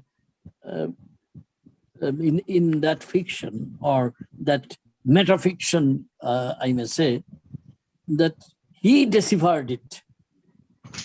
And is it some kind of symbolism in the midst of where Sanskrit was spoken, maybe written in India many centuries ago, many millennium ago? But here, somebody is rediscovering it in as far as a land of Latin America, in Colombia. Is it not something very significant? We are, after all, looking for signifiers in our own way. Particularly, poetry is undecipherable if we do not reconstruct the signifiers within. And I remember that parchment once again. As we all know, 100 Years of Solitude is not only a metafiction, it's a great symbolic disposition of such life which pretends to go on and on, but it can't. Somehow, to quote from Eliot, to remember Eliot, there's a word which ends in a whimper, with that pigtail, that stuff, which is impossible in a real world. But are we not rediscovering our reality? Perhaps through fiction, whether you call it Cortázar, Julio Cortázar, or maybe Carlos Fuentes, whatever we have written we have read in English translation, I have confronted this basic question always, in my own way though, and I have tried to understand what does he communicate to me, who I'm so much far removed, as Shahjad was rightly saying. It is looking at the space of the other with a capital O, other. But without that other, can humanity be complete? Can our human endeavors, literary endeavors, our aesthetic endeavors be complete without understanding and deciphering the other? So the comprehension of Latin American literature from wherever we might belong, to different parts of the world we are scattered, but it is our bounden duty. But of course, as I already told, so I'm not repeating, particularly in the context of what Anna was saying. Yes, is there any feminine voice? Is there any possibility of repositing the feminine voices, which we might have unknowingly ignored in our search for meaning in different texts, whether it is poetic texts, whether it is fictional texts, or whether it is something else. And I'm not speaking of that tag term, magic realism. No, I'm not speaking of that. In fact, reality is to be rediscovered. Reality, to quote a famous postmodernist writer, a fiction writer, the reality lies at the next door. We have to cross the threshold of that reality, which we have ourselves created with our conceptualization. So let us reconceptualize things and then try to confront Latin American literature with a devotion, which we have to perhaps learn anew. And this is what I have gathered today from some wonderful poetic recitals and some magnificent comments by the poets and the participants here today. So I'm not trying to prolong things. I will only conclude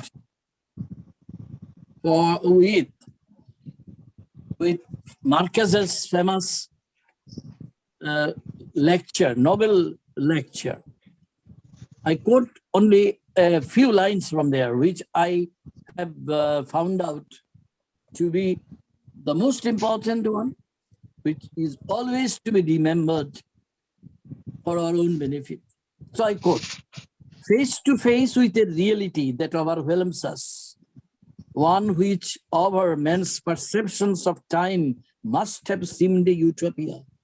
Tellers of tales who, like me, are capable of believing anything, feel entitled to believe it is not yet too late to undertake the creation of a minor utopia, a new and limitless utopia for life, wherein no one can decide for others how they are to die, where love really can be true and happiness possible, where the lineal generations of 100 years of solitude will have at last and forever a second chance on earth."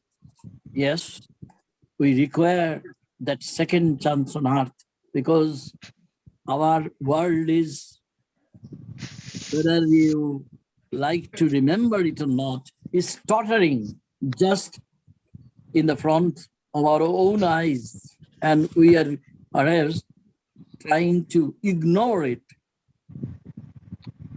to the most disagreeable outcome that it will bring with that process of ignoring reality. But reality is that which is completed by hyper reality, call it surreality, whatever you might like to call it with magic realism, whether in which way you may call. And I would conclude with these words, that these magic words of Marquez and all other Latin American stalwarts, they have ignited something new among the Bengali, the language I speak, which is the language of great Rabindranath Tagore and others, in our fiction.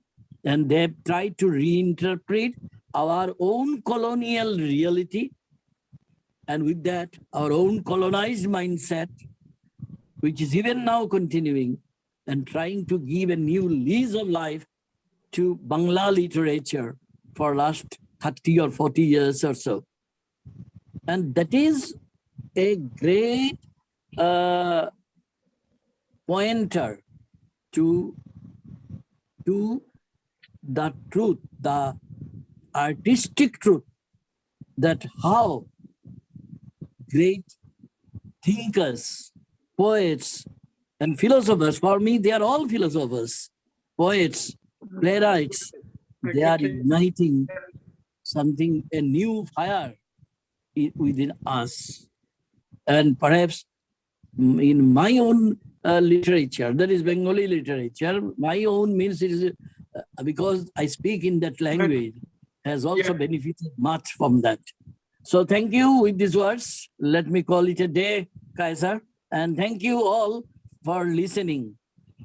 We belong to the same human family. Thank you. For this beautiful input, for this insightful and profound input at the end. Like I mentioned, we are actually approaching to the end. So if Rosanna kindly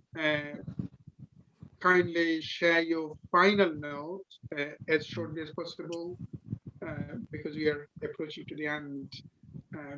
So Rosanna, perhaps you're coming to Mexico sometime, like I mentioned, and you have so many followers who are the admirer of your poetry, definitely, and also the top you were wearing today, red top, the lady with the red top. Someone wrote he's an admirer of your poetry and your personality, both. Thank you. I will be so happy to invite all of you. And I want to say thank you to Enrique for talk about Gabriela Mistral. And I want to invite you to read Elena Garro. Okay? Not only Octavio Paz. I invite you to read Olga Orozco, Sylvia Plath, Clarice Lispector, Brazilian. I think we need to know many women, great women, but because I don't hear no many names, women's names. I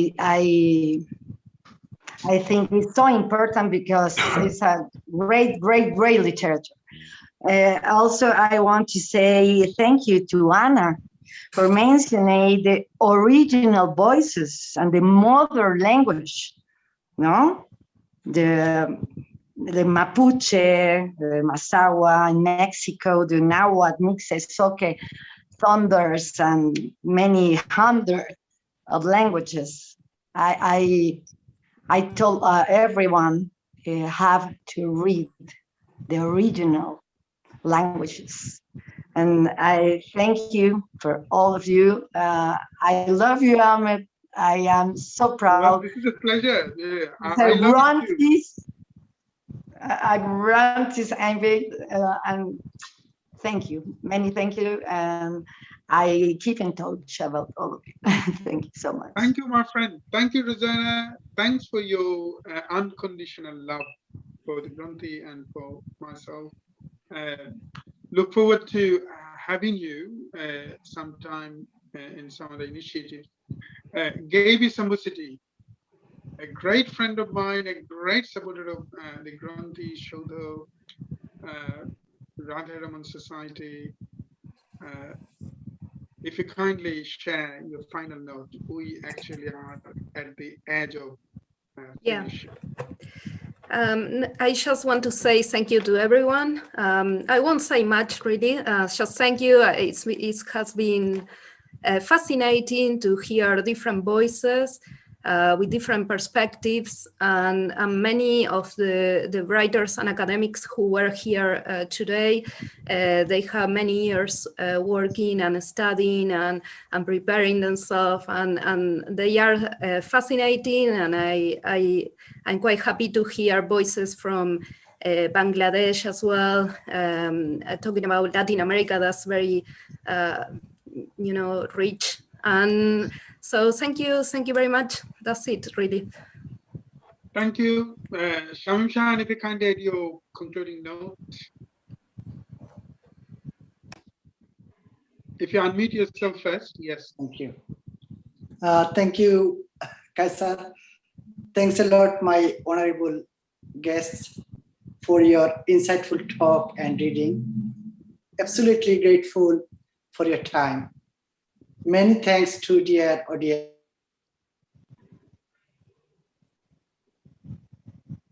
Shamshan has been frozen. Hello. Oh. So let us end with an expectation to have more discussions, more collaborations, and creating more interpretations on literature, world literature, because this is a treasure, global treasure. It can be evolved in some continents, but this is the global treasure. That is the idea of our internationalism, our way of internationalism. So many thanks to Luis Benitez. I'm a great fan of your poetry, Luis, and it is an honor to have you as part of this session. Many thanks who already contributed but left for some reasons actually. Roberto Ichaboren, extremely celebrated veteran poet and academic fiction writer from Uruguay. Many thanks to Carlos, a socialist poet from Chile. And then Rosanna, I love you. I love you. I love your poetry. And let me invite you here in the UK, perhaps at the next the Grunth International Poetry Festival. Many thanks for joining. Many thanks for your meaningful contribution to this session. Thank you, Andre, for this profound input and for reading from your fiction. Thank you, Luis. Many thanks, Eric, again. Many thanks, Gaby Sambusiti, for your support all the way through. Thank you, Sajjad Sharif, for joining. I know Sajjad Sharif is the executive editor, perhaps. Please correct me if I'm wrong, of a leading Bengali daily newspaper, Pratham Alo. So I can see how busy you are, but because of your fascination, a true fascination for Latin American literature, you managed to join and you stayed almost all the way through this discussion. So many thanks for your input. I'm personally grateful for this. Thank you, Shamim Shahan, and look forward to meeting you soon again.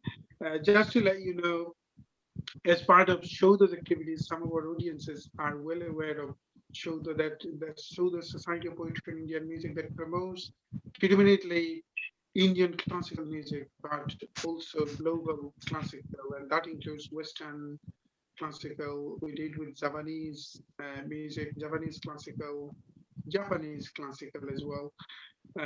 We did so many collaborations, and on 2nd of April, Shodha is hosting the celebration of the life and the music of Bore Ghulam Ali Ji, and then many maestros of Indian classical music. That includes Pandit Kumar Ghosh, Ghulam Ali Ji, Ghazal King Ghulam Ali Ji from Pakistan, and many maestros of Indian classical music are joining to pay their tribute to